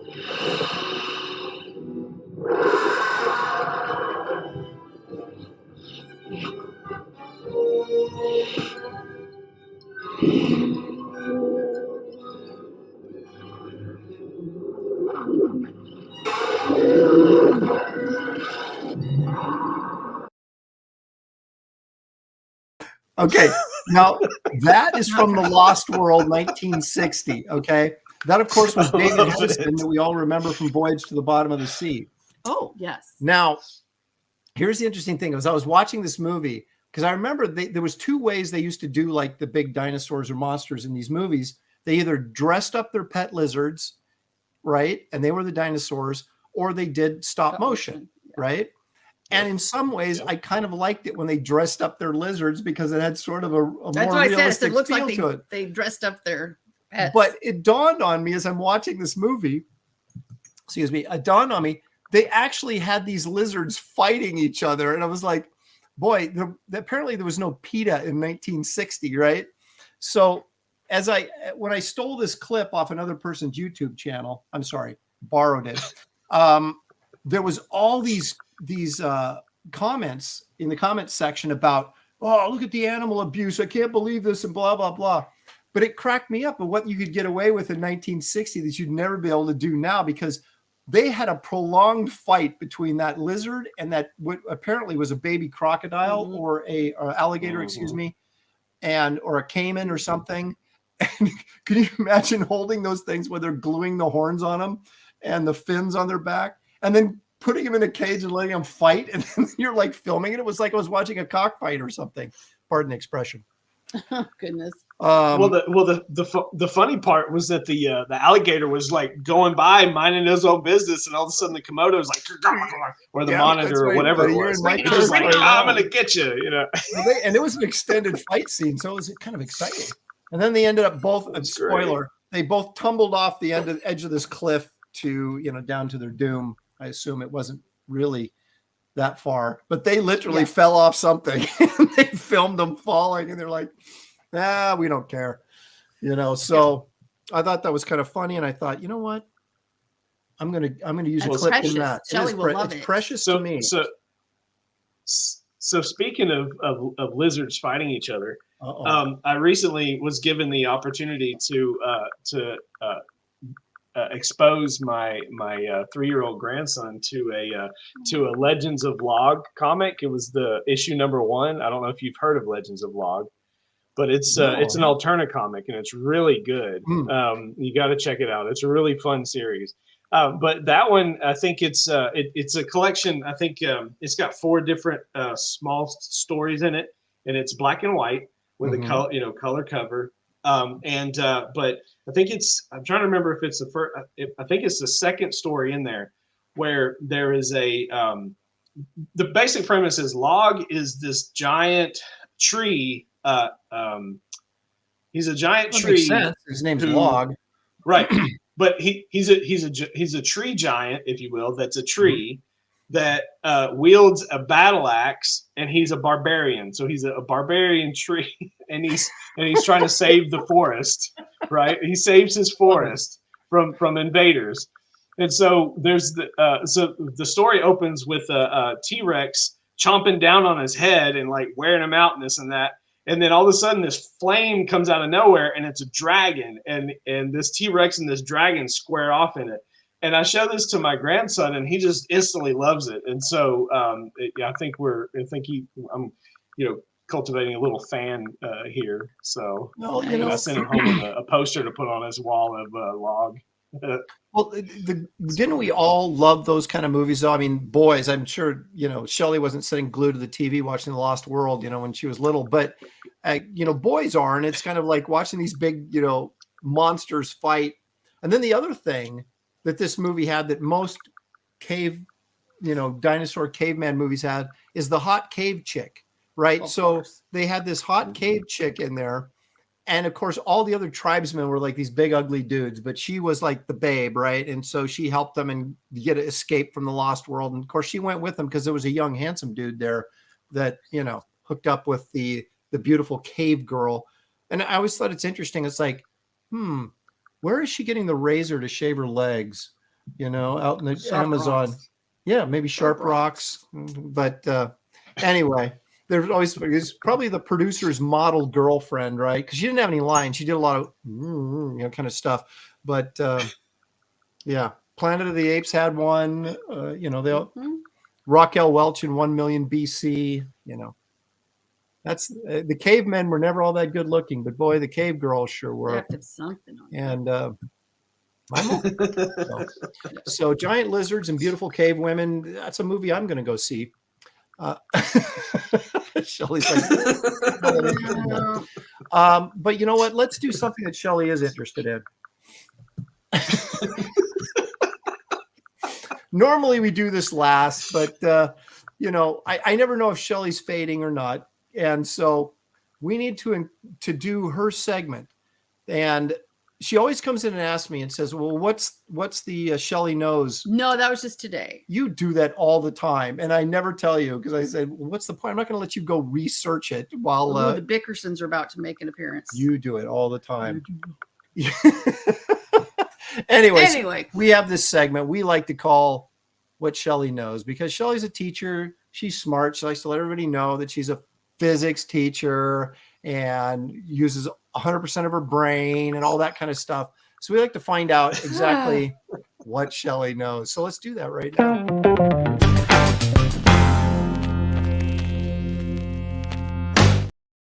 I don't know any. Do you? Well, I don't. Well, Okay, here whoa! we go. Okay, here we go. Oh, All right. I don't. Oh, Are we I ready? can see him on the. Oh, Okay. this is going to be epic failure. Okay. These are mostly math guys. So, Great. Shelley, we'll see. We'll I see do how love smart. math history, so let's See how smart the chat is. Maybe they can bail you Yeah. out, or maybe Justin, if she gets stuck, I'll come to you for the bailout. All right. Oh, wait a who minute, I colored gotta- the second chance cover? You did. Yeah. Who colored the second chance Wraith of God cover? I colored it. I penciled, inked, and colored it. So I'm we go. totally responsible. If you love it, it's me. If you hate it, it's still me. Okay, Shelley. let me bring this guy up. Not that seeing his picture is going Right. to help, but I wanted a little visual visual? aid here. Pardon me as I push the 6 buttons. Yep. Okay. This guy is known as the father of geometry. Euclid. That is correct. Ding, ding, ding, ding, ding, ding. Yep. So that's Euclid. Yeah, it's the father of geometry, and Euclidean geometry that we study in school is on the flat plane. That's Euclid. Non-Euclidean geometries are way more interesting, like spherical geometry. And This is Shelley being that a was my smarty master's pants. I'm thesis. giving So her there you go. her opportunity to be a smarty and- pants, and she's jumping right in full Mhm. force. I Okay. got one. So trigonometry is non-Euclidean trigonometry. No, trig. Well, when you have your geometry, it's all based on like your founding principles. So like Euclidean geometry is based on like flat plane, straight lines, parallel, the fifth parallel postulate. Non-Euclidean geometries like spherical geometry based on like the surface of the earth on a sphere. So there's no parallel lines. Okay, you're killing me. yeah. You're killing me right now. There you go. Marcus Killigrew says I failed geometry. You just didn't have me. Dan Genovese, the pizza man, says Art Taber is Moses. Citizen Ronan is that Kelsey. We got another Kelsey Shannon there. So I'm Kelsey gonna goes by I'm gonna Peter. guess. Do you have what's the? Is there a hint or can we just guess? Oh, then this one. Okay, I'll give you the hint. No, yeah. don't jump in, Justin. Now we got to see how smart Shelley is first, and if she can't do it, then Okay. we'll see if you know. All right. This is he created the mathematical formula to solve mathematical problems. Well, I mean, that is like the lamest. All right. To solve mathematical. Well, Okay, but like one of the Well, original dudes, look how old this guy is. He's older than Art. he made formulas. They all did. Yeah, but Right. he's best known for creating a mathematical formula to solve mathematical formulas. That doesn't make Okay. any sense, Aaron. I'm reading All what I All right. So I think well, the thing is, if you tell her too much, it'll give it away. So I think I Yeah, can. please be more vague. Aaron. Well, Hey, this okay, is what he was in the there I think I know who was- it is. I think I know This was who a it Greek is. dude. So Yep. my first thought is I want to say Pythagoras, but I don't think that's That how is they would- correct. is it? Okay. Yeah. That's because what I would have obviously- said. There you Um, go. the mathematical Think of formula if for he went- solving if- right triangles, which was the basis of right, but It right. literally But said, if it went, yep. it literally said that he's best known for creating the mathematical formula to solve mathematical formulas. okay, was it on Wikipedia? Well, there you Okay. can't Well, trust me. but if you get too like if you put too much detail in there, it'll give it away. Right. If So you I said think right that was triangles, it'd be great. like Yeah. The answer is Bob. Pythagorean theorem. This Although- is like homework. Oh my gosh, that's Like funny. homework. They're not is sure homework. that that Pythagoras actually 2 did plus 2. that. He invented 2 + 2. Quote. Aaron. Yes. No, 'cause they- everyone knows it's George like the Orwell leader of a invented 2 math plus cult. 2. And so, whatever his people did, he got credit for. So they're not even sure that Pythagoras did the Pythagorean theorem, but he gets credit for it. Wow. So he's a fraud, And just like or those potentially that know a fraud? calculus, L'Hopital's rule, L'Hopital. Okay, let's not get too carried away with Sorry, this, geeking out. because Okay. you'll put me to sleep. Okay, here we go. There's another old dude. He Yeah. invented the screw pump, Shelley. Oh, that's the Archimedean screw. So it's Archimedes. Yes, it is. Yeah. What else did he do, Shelley? Tell the story of what happened to Oh. the end The of his. approximation of pi? No. No. Didn't he create the death laser or whatever? The Oh, the death ray? Yeah. That was on Mythbusters.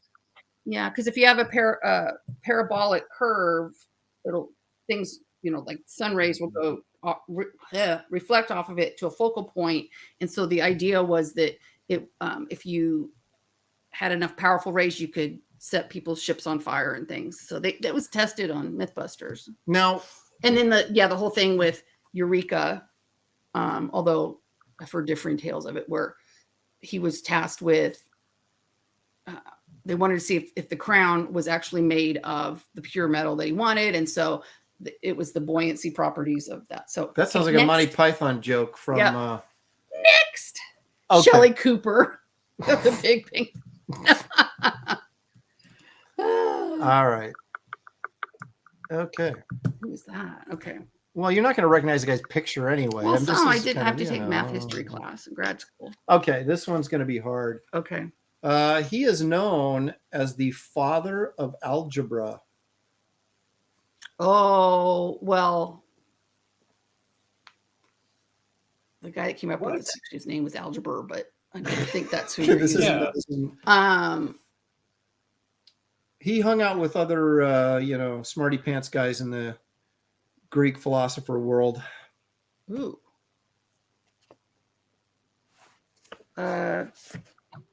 Well, Dan I don't Genovese says know. algebraeus. Is that Well, who you're there was a saying? guy Algebra or something, and that's Oh, kind of this is really close. Al Pacino. Kevin Thomas. That's Marty's Killer says he did pass algebra. Nice. So well, when you say it, I'll probably be like, oh, okay, but all I can think. Okay, wait. okay, it's, sorry, it's not. No, It's not Uranus. Erasmus. It's not Uranus.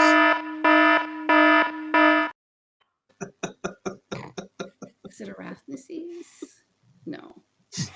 Okay, say it. I'm gonna. I'll It probably is fight it. Diophantus. Yeah, I wouldn't have got that. Okay. Well, I had to throw Well, one when you in say it, there. I go, okay, but yeah. To say somebody created algebra. They just said he was the It's kind of- father of algebra. okay. I don't know really what that means. Okay. That's really close. Sheldon Martin Flowers for algebra. Algebra. Oh, that is awesome. If I did a multiple choice test on this, those would be like the best ones. This is algebra. Well, we haven't really earned it, but if you'd like to hit the like button or subscribe, please if do you're so. still awake. That's right. on this Okay. one. So here we go. We're getting a little bit more modern. By modern, I mean, I think less I had than this poster in my classroom. less than 2,000 years ago. Okay, here we go. Hey, Luke Stone's here. Okay. This is he's most famous for graph theory and analytic numbers theory. He's like Swedish or Finnish or Norwegianish. For graph theory? That's what it said. You said you figured you knew who it was. Well, who do you think it is? I think but I can't come up with the name. Wait, hold on. It's not Descartes because No. Descartes looked like a Three Musketeer. Well, when you said graph theory, well, the Cartesian plane is what we graph on. But What kind of hat is that? I mean, did it's his someone- shorts. rag He, put he on put there. his petticoat on his head. I mean, Yeah. I know it's like someone bloomers say, up there. "Yeah, that looks good, man." A lot like that. Okay. Yeah, bro. Is it Euler? EU? It is. Okay. Did you get that from B Spin? Look at that. Woo! But they say Misspelled it, it's of named. course. Well, Wow. it's Euler, but it's EULER. There's another Willem Depp P. Yeah. Luke Stone says, "Here's a coffee on me. Appreciate you guys. Hey, Thank Luke. you, Luke." What's Luke, up? of course, is the artist and I assume designer for or co-designer Dogs. for Chrome Dog. And Yeah, it looks like underwear on his head. yeah, that's not. But yeah. Yeah. Well, in Euler, he actually has a number constant named after him. So, see, I just got all sorts of. Oh, that's and a football team back in the day as Yeah, well. the as Houston Oilers. Oilers. Houston Oilers. I used to say And it the was Oilers, Bueller or whatever it was. They had the like hockey some sort team, of, the yeah, some Oilers. sort of mathematical thing on their helmet. Okay, this is he's a Frenchie. His triangle and his projected geometry are his. Is Blaise Pascal? It is Blaise Pascal. There he is, and he was one of the 4 Musketeers. He got left out though, And he's also one of the fathers of probability. He and Rene Descartes used to fight back and forth about probability. Write letters back and forth. You guys are just, and that is my 3 Musketeer dude. All right, Peter Frampton.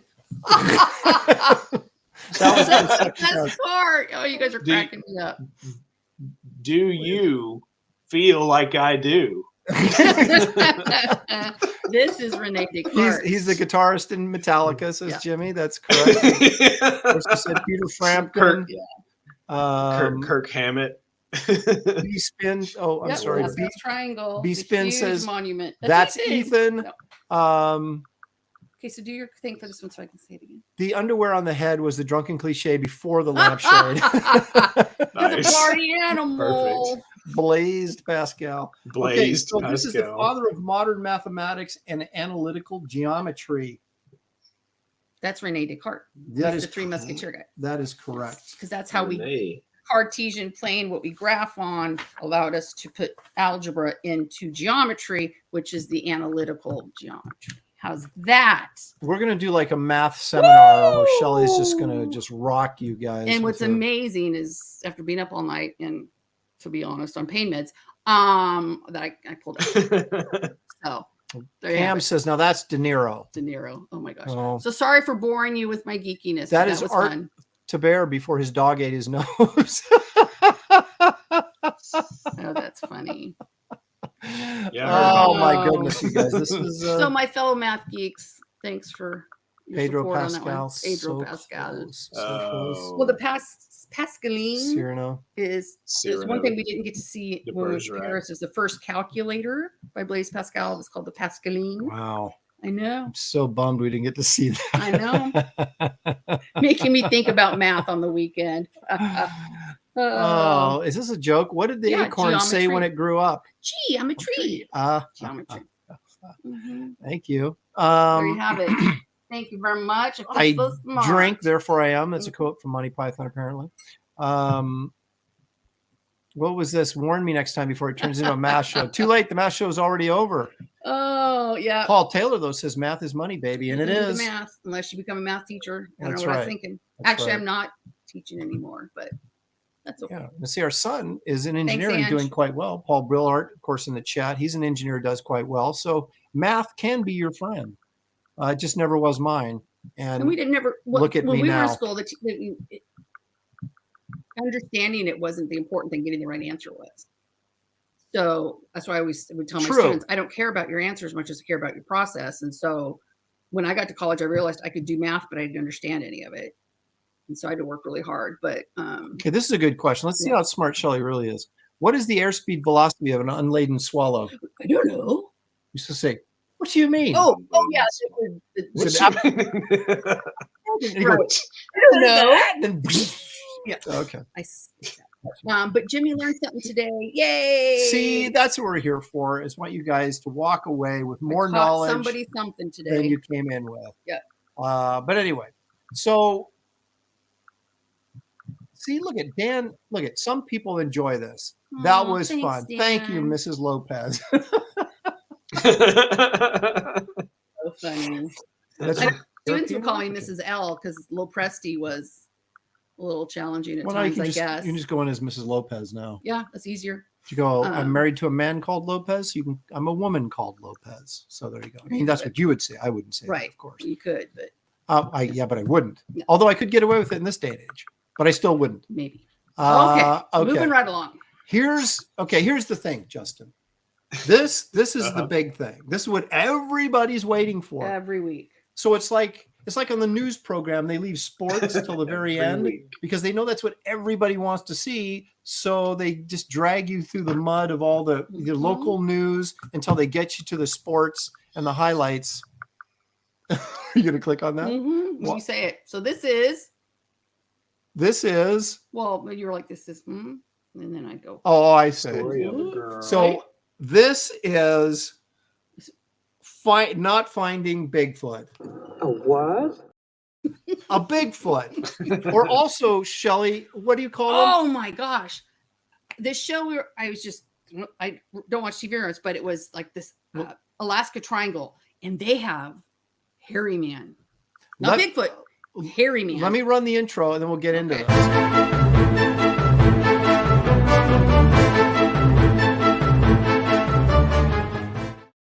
So Shelley yells at me, Aaron, come down here. You got to see this. And I'm right in the middle of something. I can't remember. I was painting or something. And I'm like, oh my gosh, what's wrong? And I run down and she's watching this show on like Discovery or something. And it was like, they're looking for hairy man. I was like, run, Aaron, run.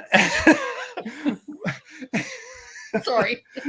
So run, Forrest, run. It's hairy man. So they've created this, what they call I meant run, so they're looking for you. Oh, that's funnier. Thank you. Thanks. Okay, sorry. You're welcome. So they created this, what they call the Alaska Triangle, which pretty much was the entire state and territory of Alaska, right? So basically anybody that died in Alaska, now they can say it was a mysterious death because it occurred in the Alaska Triangle. But anyway, so there's this town up in Alaska that is now deserted, right? And this was like was it the 30s and 40s? Somewhere it wasn't that long ago. It wasn't like in the 1800s or something.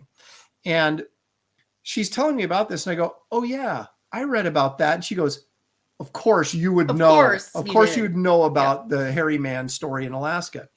But these people were like getting murdered and then they would find torn apart and all this kind of stuff. Because there's no bears in Alaska either, right? So yeah. So there was all this conjecture about, it was a Bigfoot was coming into their town and tearing the place up and killing people. And of course, everybody in the town got so scared they moved out. And it's a ghost town. The workers were demanding security and But a logical look at the problem, at least that's what I read, was that this could have been just regular old murder by another person, like an Alaskan serial killer, which I don't know, that sounds a bit far-fetched, but maybe somebody's pissed off in the town or some weirdo moved in and started killing people.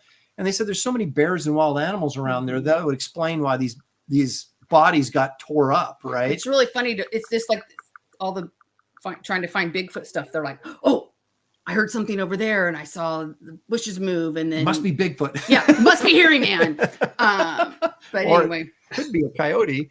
But anyway, so we're a bit skeptical. Justin, do you have any leanings on Bigfoot one way or the other before we take a look at some of these convincing videos I'm about to show? I mean, no. I imagine that there's something to some of it, but where and how and why, was that it? Fort Lock, Alaska? Something like that, yeah. Yeah. That's it. Now they're saying EVS is the Jersey Devil. No cannonball for Shelley. I've cannonballed her before. Well, because I said, run, Aaron, the hairy man. Yeah.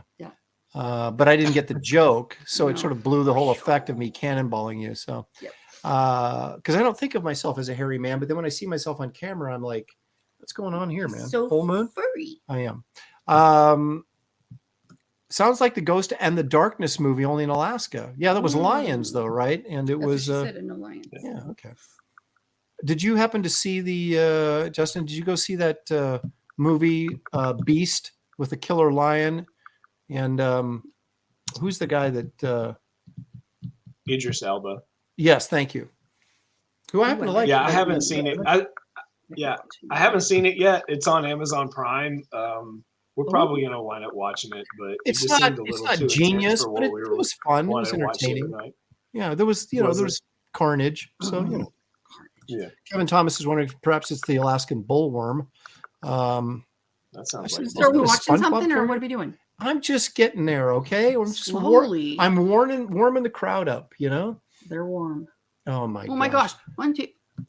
I'm not showing all of them. Some of them for next week. Oh, But I think the important thing here is we need to start at the beginning, Shelley, and take a look at the video that started this whole Bigfoot phenomenon. And that's, of course, the Patterson-Gimlin film from 1969.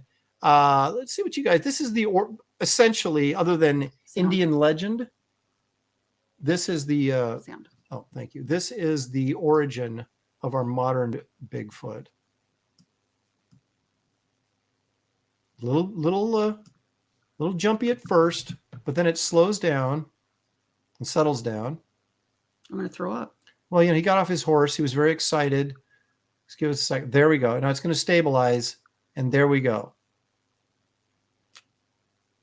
That is the film that launched This is the one too that Bigfoot dreams that they confessed.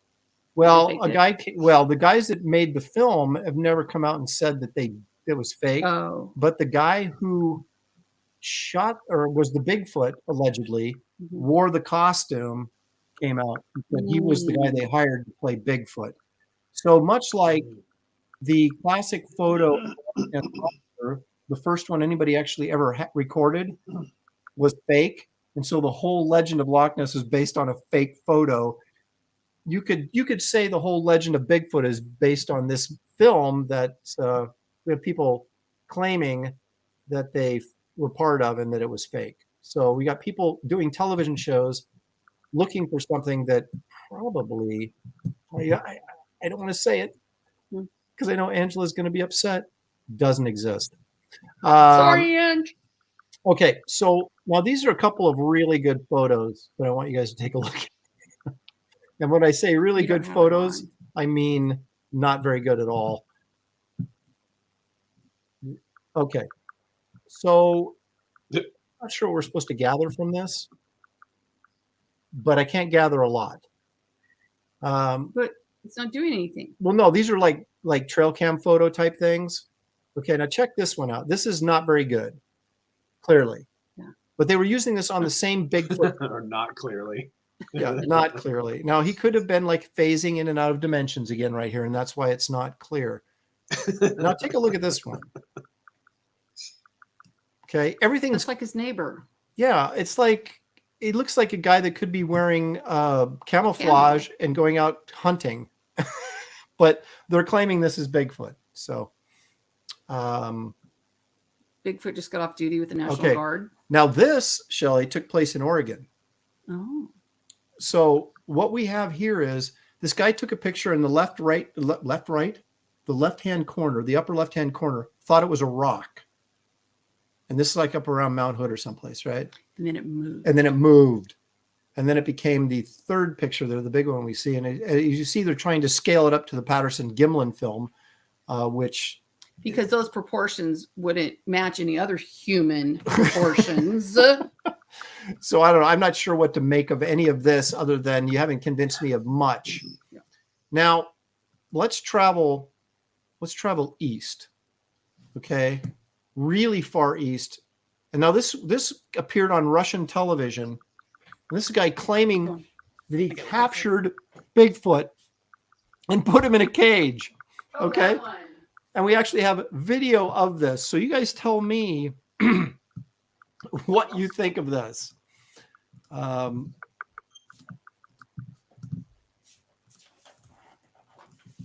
I got to click a few things here. Here we go.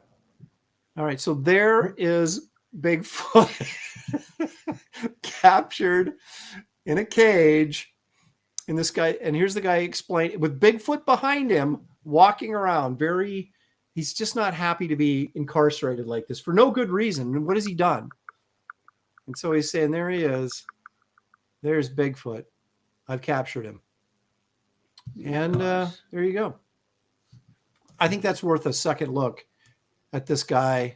Pardon me, not a guy in a costume, but a real life Bigfoot held captive in Russia. We should start like a movement to free the Bigfoot in Russia. Right? Yeah.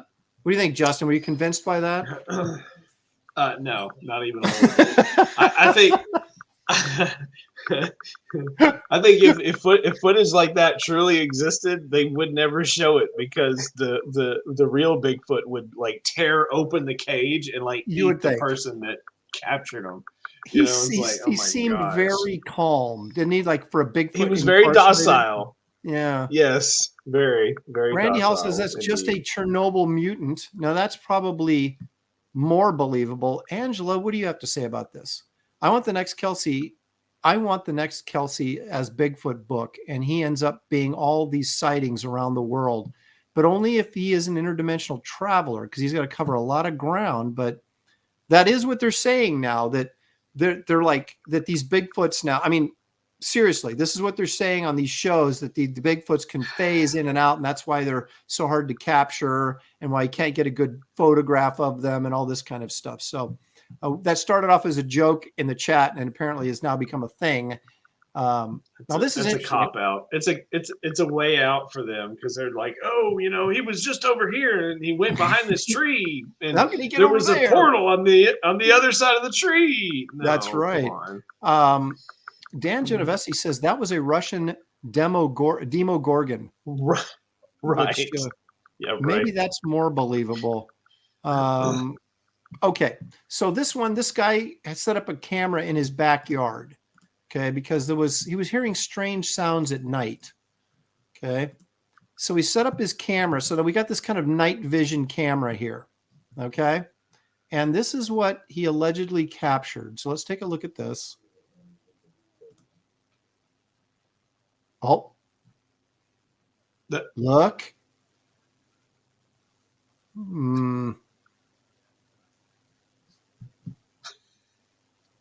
Then they did like this sort of slow-mo. This shows me nothing. They're saying, can't you see his face? I'm like, I really can't. Yeah, there they go. They put the drawing in there, but I'm like, I'm not making that connection. Maybe,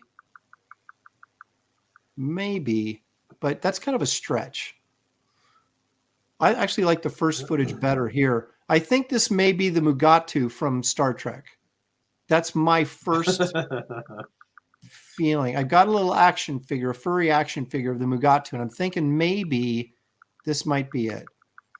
I don't know. He looks like Uncle Fester from from the Addams Family, you know. Yeah, or like an extra from one of the Tool videos, you know, the band Tool, something that they would throw in there or something. That's right. GJ Martinez says, I believe everything that I'm seeing. Well, you know, there are people that say if it's on the internet, it must be true. So, I mean, flat earthers, am I right? Well, you know, John Malin, he'll jump in here and get on your case about that. Aaron, did you ever check out the channel Slapped Ham? Let me try that again. Aaron, did you ever check out the channel Slapped Ham? Or is it the Impossible channel? You guys keep telling me to check that out and I keep forgetting to do it, but I will, because I want more of this. And again, here's Jimmy. My wife. Well, my wife watches those, but she likes to watch the ghost, like all the ghost huntery stuff, you know, paranormal things like that. Yes. But anyway. Yeah, Jimmy Reyes wants to know, why is Bigfoot always out of focus? Well, one of these weirdos, please upgrade their camera equipment to something for 2020 or newer.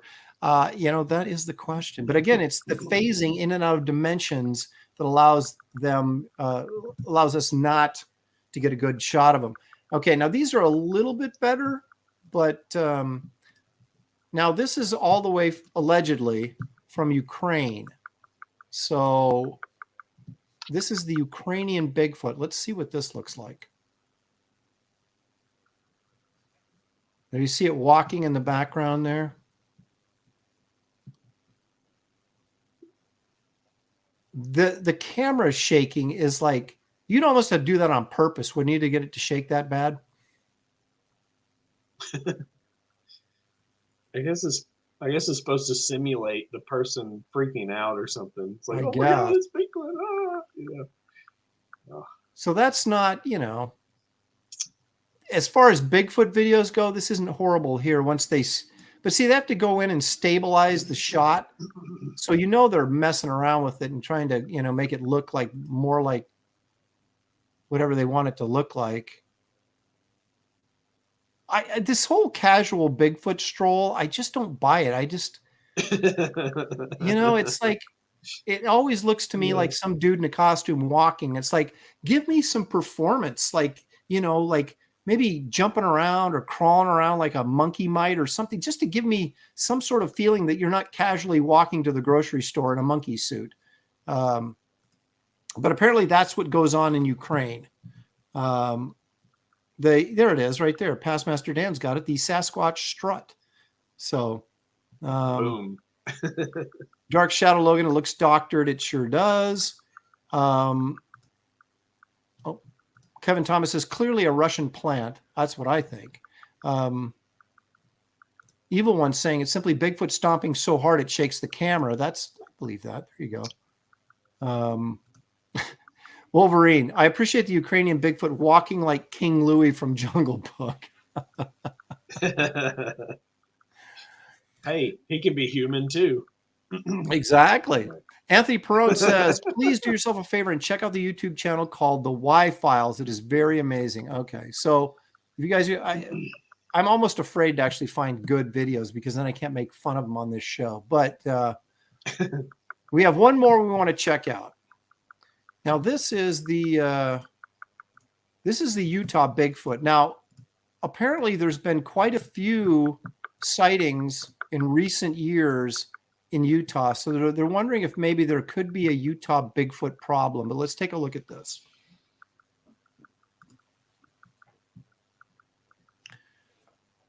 Now, this is fairly clear photography for the most part. That box is pretty well in focus in the foreground. Oh, do you see him back there?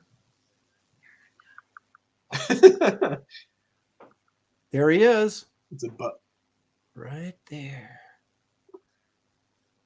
So he pauses. They close in a little bit here so we can get a better look at him. He pauses right there, apparently looks at the camera, and then moves on. See, he's looking at us, peeking from behind the trees. They kept trying to zoom in, but the more they zoomed in, the blurrier it got. So the close-up is completely worthless. But this, again, so we got him moving right here through the trees.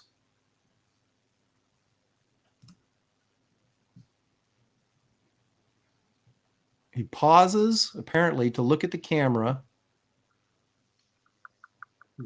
There he is again. He looks like he's got a log under his arm or something, maybe, because he's going out looking for firewood, maybe.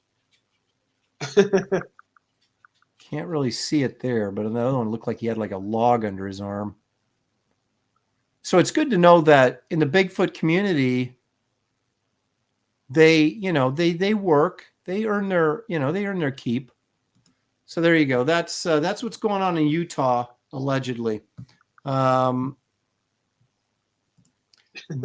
Ringel, of course, says Bigfoot is looking for Hairy Man. They're distant cousins, so possibly.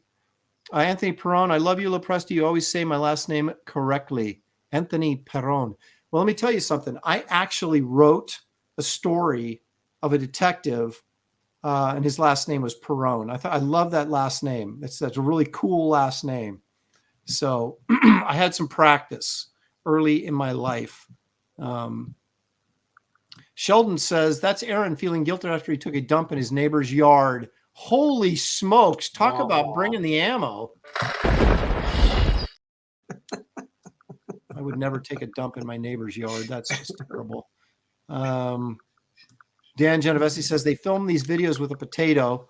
That would be an Amish thing to do, right? Is like use the potato for electricity to get the camera rolling. Well, we got Evil One says, what I've learned is Bigfoots aren't very photogenic. If you can take anything away from this show, that's what you take away from it.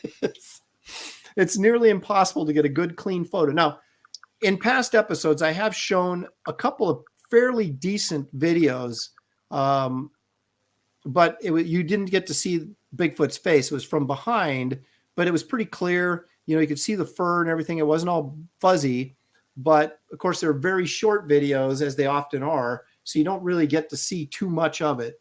But I've seen some that are passable, you know, remotely convincing.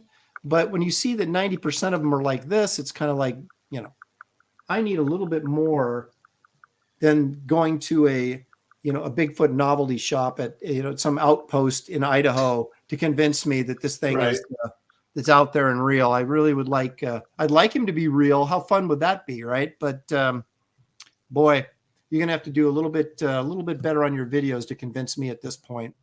Let's jump back and take a look at your campaign.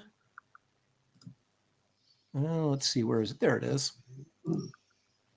Okay, so you've got 74 big backers there. We'll do a quick refresh to get any action. No action yet, but we want you. Well, that's the way it goes, man. Sometimes I probably didn't get any action on mine either. But we. Well, I would like to encourage everybody to go there and back Chrome Dog #1, get that little Presty cover, and the Luke Stone interiors, and of course Justin Sweet's captivating story. Who is this character? What's he all about? Get the book and find out. We got some fun art going on right there. I love this scene where he's got like that. Basically looks like an anime sort of goofy bear costume, and then as he gets in the fight, it like breaks apart, and you've got the helmet left on him, and of course that cracks away there at the end. But I love this shot here where he's like standing triumphantly over the guy with the goofy little. Is that a bear? What is that? No, it's a wolf. It's Wally. Okay. Yeah, it's Wally the wolf. And the reason his coloring is the way he is so this is on a completely different planet, and so they have a species that's native to a neighboring sector that's known as the golden prairie wolf. And so the animators of the of a megacorp over there, reminiscent of Disney, they created this cartoon character named Wally the wolf, and so he's part of this theme park that he dresses up like Wally. And so the thing is, it's the latch is stuck and he can't get it off during this fight. But it's pretty, for him, it's pretty appropriate because when Sarah here, when she wakes up, she looks over at him and she recognizes that he's Wally. And so, she's not going to be freaked out by seeing this big, mechanized werewolf looming over her. So it kind of became a little bit of a convenience thing. But in the coming pages, we get to see just how smart little Sarah is. She's quite the prodigy. Cool. No, it looks like a lot of fun. Evil One for $2. Real mystery tonight is what's that tapping sound? You guys can I don't know. I can't hear. I mean, we heard it a little bit earlier, but I have not heard it since. But it's still happening, huh? I'll have to check my connections. Paul Taylor for $10 Canadian. Thank you, Paul. The Bigfoots are communicating by telegraph because they're worried they'll be exposed by AARON. That's it. That's me tapping, by the way. Anyway, I saw something here. Randy Howells from Canada says, I backed Justin on Andy Smith's stream for the Lopez cover. Thank you very much. And thank you again. Justin thanks you. We all thank you. Sheldon Martin says, you guys looking for action? I don't know how I would answer that. Probably not. I don't know what you're offering up, but I'm not going to. We got action. Door. Yeah, we've got all kind of action on these pages here. Just look at the action. That's right. That's the only action you're looking for action. We're serving up around here. Right here. Abra's 2 cents says government spies are responsible for this. So I still have to have Abra on this show too. I've been meaning to have her on. I just haven't done it. So I'm still thinking about you, Abra. She has a great review channel, by the way, on YouTube, is Abra's 2 Cents. You guys need to go over there and subscribe to that. So she reviews comics and films and stuff, and they're all quite good. So, Neat. Yeah. Christina Lynn is in here. She is, of course, a freelance editor and proofreader. She worked on Wraith of God amongst many other indie projects, and she'll be working on Wraith of God Blood Hunters. So, Cool. Let's see here. Cam's saying $15 is a good price point for this with a Lopresti cover. I couldn't agree more. So you want to get in there and back this. Yeah. Okay. So a quick caveat about that. Sure. So this cover is only going to print the one time. And so when we're done with the campaign, like when we move into fulfillment and I get my final numbers is when I'm going to go to print with my final, you know, there it is. The actual print. And so, yeah, this is going to be the only way you get the Lopresti cover is between the Indiegogo campaign and then whatever we do over on Fund My Comic. And then once we close down over on Fund My Comic, that's it. I'll have, you know, probably, you know, several copies of that initial print, but I'm not going to extend that. You're not going to be able to find it anywhere else, unless you get it on the aftermarket or I come up with some other like promotional way to get it in the future. But it's definitely not something that I'm going to put through Arrow Comics directly for folks to be able to get, because we hadn't even talked about that. I mean, I'm with Arrow Comics as a publisher here.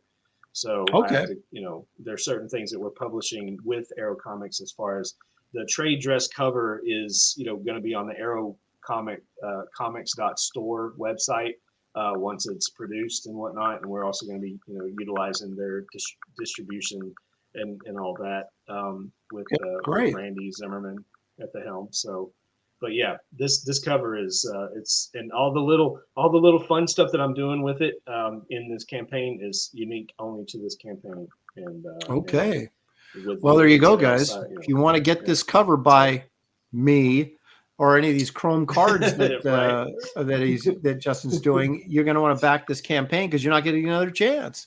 So that's it. No, this was great fun. It was actually challenging because I wasn't sure exactly how I wanted to do the rain on it. And because I don't like to cover up the characters too much with, you know, I could have gone, you know, John Romita Jr. and just, you know, had this incredible deluge of water and, you know, all kind of liney and everything. But I didn't want to obscure the characters too much. But at the same time, you want to get them to feel like they're actually in the rain and not, you know, like the rain's behind them and we're not putting anything in front of them. So I did, as you can see, I did streak using a Presto pen, I think, and which is a whiteout pen. I did streak across them some, but not to the point I felt it was excessive that it distracted from being able to see the characters. So you still get the feeling they're in the middle of a rainstorm, but they're not covered by it. And so it was kind of an interesting challenge. And then, you know, how do I color it? And it was an interesting challenge, masking all that off and trying to get it to look the way I wanted to look. But I'm real happy with how it came out. I hope you are as well. And very. You and guys, that's why I decided to go virgin with it. I just want to show all of the detail of the scene. I didn't want to obscure any of it with trade dressing. Initially I did, but I was like, no, I want to show it all. It is kind of funny. I tried to leave enough room up there, but you never really know how big someone's logo is going to end up being. And I do that with Wraith of God. I adjust the size of the trade logo to fit the artwork because inevitably as an artist, you leave room at the top, but it's never enough. Right. And so you always have to make the choice of, do I shrink the logo or do I cover up some of the art? And if I cover up some of the art, how's it going to look? Is this important, you know, to the overall effect? And so then you have to make like you said, you make a choice and you're the editor on this, obviously. And so it's like, you can make that choice and say, you know what, we're going to go virgin on this cover because I don't want to cover up the artwork, or, you know, and because it's mail order and you don't need it to sit on the newsstand, so to speak, or the comic shop rack. to grab someone's attention. You don't need the logo necessarily to do that. So it gives you a little bit more freedom to make a decision like that if you want to do it. And I've done it myself. I did it on Dale's werewolf cover because originally it was supposed to be a pinup on the inside of the book. And then everybody demanded that I make it a cover. And I was like, well, I'm not covering up any of this werewolf, so I'll just go virgin with it. And so you can make artistic decisions like that. And that's kind of one of the nice things about, doing it yourself is you get to make those decisions. And, it's not by committee, and people are not analyzing the data and saying, well, you can't do that. We can't do it without a trade dress and blah, blah, blah. You can just say, I'm doing it. Exactly. And so that's really cool. So anyway, you guys, make sure you back that book called Chrome Dog, and it is the description. The link is in the description of this video, along with, I'll show you my stuff real quick here. Since it is my show, I might as well, right? I'm an auto back. I make no bones about it. I mean, as soon as you were ready with the blood hunters, I was on top of that thing. Oh, thank you very much. Here's the second chance. First of all, for Wraith of God #1, and we need to get this to about 150, 200 backers. I think will about do it. So spread the word. We have plenty of time. 27 days left, but this campaign ends in 30, and at 27 days it ends. Okay, this is not a in-demand project or any of that kind of stuff. It goes to the printer. The book's ready to go, and hopefully I'll get a reasonable turnaround time on my printing and get these things shipped out to you guys long before you get the blood hunters. So, but let's take a quick look here. There's 2 cover options. This is the full color one with your credits and stuff on the cover. And then I did the black and white, and I decided to go virgin with this because I put the trade dress on there and it sort of detracted from the black and white. And I thought, well, the reason you run a black and white cover is so people can see the line work. So why obscure it with something that is going to distract from the purpose of doing the cover in the first place? So I went virgin with that as well. So there'll be no trade dress on that. It'll just be the black and white illustration. Of course, it's full color inside on both versions. And here's some pages from it. If you haven't seen those, Dale Keown's werewolf page. This was originally, I commissioned him originally to do this as an epilogue page. So the epilogue, there's a 3-page epilogue that features Garbage Man and the Nightclub in it. And it ties it, it kind of gives some hints at how it may tie in with Wraith of God. And after Dale turned this in, of course, we were all blown away by it. And they're like, oh, make a cover. So I did have it colored in by Gabe Altiabe and actually made a t-shirt of it as well, those are shipping out right now as we speak. But so this is on the inside because I promised everybody this is a stretch goal. And so I said, well, I'll keep the black and white version in the comic, and then I'll do a color version for the cover. And so that worked out real nicely. And then I was going through my files and discovered that I had the original pencil layout drawing, if you will, before he inked it and finished it. And I said, why don't I make this into a print? Because you're not going to see this anyplace else. So this is a mini print that you can get along with the campaign, as well as an add-on or as part of one of the perks, the 2-pack plus, which gives you both covers and Dale's print. The thing about the 2-pack plus is if you want the book signed, that's the only way you get it signed. The other ones, if you buy the book as a single item, which is a perk farther down, the book doesn't come signed. But if you buy both covers with the Keown print, both of those covers are signed. And the Keown print is numbered, so it's limited edition. It's not going to be signed by Dale, but it will be numbered and limited to whatever the print run is going to be determined by your guys' orders. And then, of course, the original sticker set and cards that came with the first campaign. I still have some sets of those available that you can add on. The original mini print from the first campaign, I have a few of those left. You can add those on until they run out. The Wraith of God roughs, 48-page book showing the roughs, page roughs, layouts that I used to make the book. And that's kind of nice to be able to pull the curtain back, so to speak, and look at what the original design stuff and layouts were that went into the actual pages. You can actually compare them to the finished pages, and it's kind of fun to be able to do that.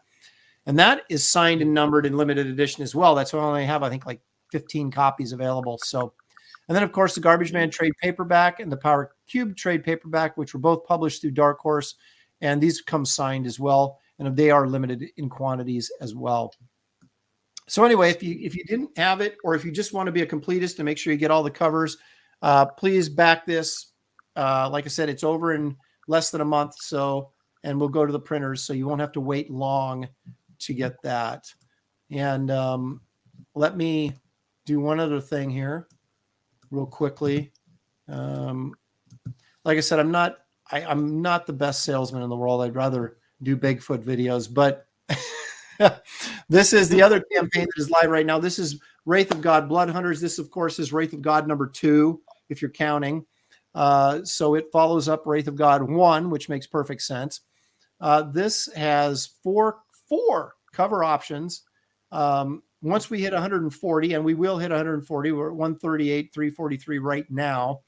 You get this free Dan Lawless trading card of the Wraith.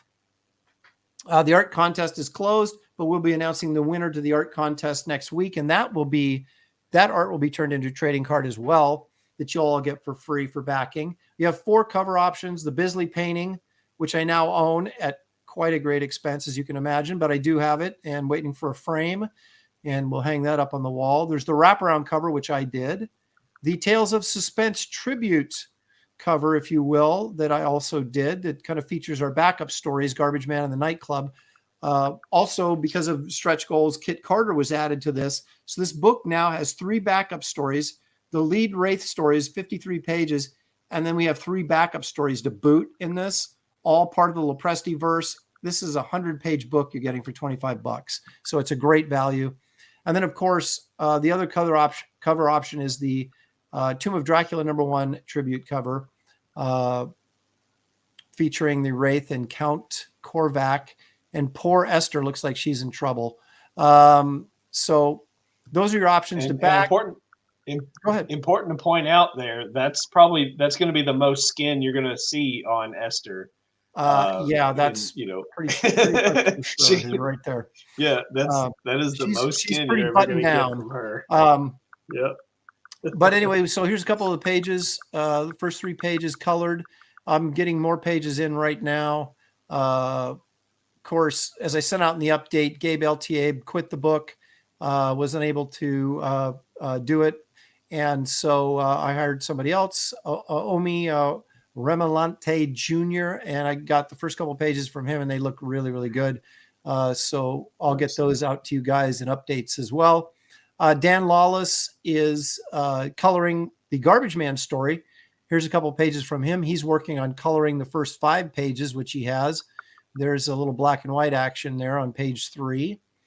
You can tell I've got my Wrightson vibe on in full force.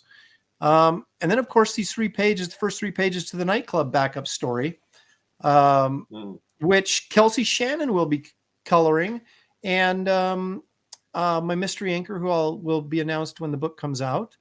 But he does fantastic work, as you can see. So we have a giant elephant guy in here, and who doesn't want to read a story with a giant elephant guy in it? So those are the first 3 pages of the Nightclub story.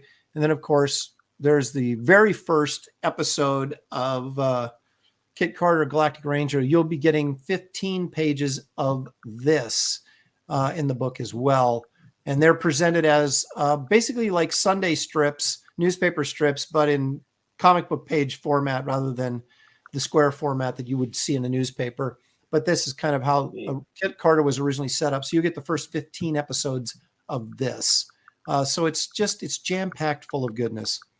You've got a Garbage Man print, which is available. That's kind of a companion piece to the Wraith of God print from the first campaign. We got Wraith of God Roughs Volume 2, 48 pages, again, of layouts for this comic. So, again, you'll be able to kind of look at what the prelims look like before they went to finish. And it's a great, valuable tool for you artists out there or people that just love art. Of course, the Phil Diaz trading card, the Merv the Astro Chimp. that everybody that signed up early gets this for free. If you didn't sign up early, you can still get it for just $5 as an add-on. So all of our stretch goals that are unlocked at this point, which is we're adding a retro editorial page with the character value stamp added to the book, a letters page with your letters included in the book. Not everybody's letters, but some. Every backer receives one all-new collectible Kit Carter Galactic Ranger trading card. We have a Garbage Man trading card. The 15 pages, of course, that I mentioned of Kit Carter that have added onto the book. And the last goal that was unlocked was every backer receives a Queen of Hearts Esther playing card. And that will be a companion piece, of course, to the Ace of Spades playing card that we got with the first campaign that has the Wraith Ace of Spades playing card. And we're just a few dollars away from everybody getting a Dan Lawless Wraith of God trading card. So, man, my mouth works way faster than my brain does. These are the shirts these are closed, but they are shipping right now. So you should be getting your shirt anytime. Of course, you can get an Empire Comics hat, which I'm wearing right now, as well as a beanie. And of course, the Garbage Man trade paperback, the shot glasses. You're practically like shopping at Walmart when you come here. So that's all the goodies. If you haven't backed, please consider backing, and you'll find the link to this campaign, the Second Chance campaign, and Justin's Chrome Dog campaign are all in the description of this video. So there you go. There's my exhausting sales pitch. I want to thank everybody for joining us today. This has been great fun, as it always is. We usually don't go this long, but when we have a guest and we like to talk to the guest, find out a little bit about them, and then, do our regular bits as well, it kind of stretches out. So we appreciate you guys hanging with us. We hope that we entertained at least enough to get you to hit the like and subscribe and come back next week. I want to thank Justin for taking your time out of your day to come and join me and, suffer through the Bigfoot videos and all that other nonsense. And I want you guys to know in the chat, we couldn't do it without you. So again, great appreciation you guys for joining us. Thank you for the super chats. Thank you for all the support on the campaigns as well as the videos. I'll remind everybody tomorrow of Comicsgate Kings on Monday night. Wednesday, you'll see, or Tuesdays, pardon me, is the Professionals. And then Wednesday is Graybeard Studio at 1 o'clock Pacific time, where me, Kelsey, David Williams, and guest starring Andy Smith will be joining us as our guest artist this month. And you'll find the poll, the subject matter poll, Monday on Twitter. And it's going to be between Lord of the Rings, Narnia, or Dark Crystal. You guys pick the universe from which we will draw from. So there you have it. That's it. Enjoy the rest of your weekend, your Sunday night. Again, Justin, thank you so much for joining us. And you guys remember to back Justin's campaign. It looks like it's a hoot. You don't want to miss it. And we'll see you guys next time. Thank you. Good night, everybody. See you.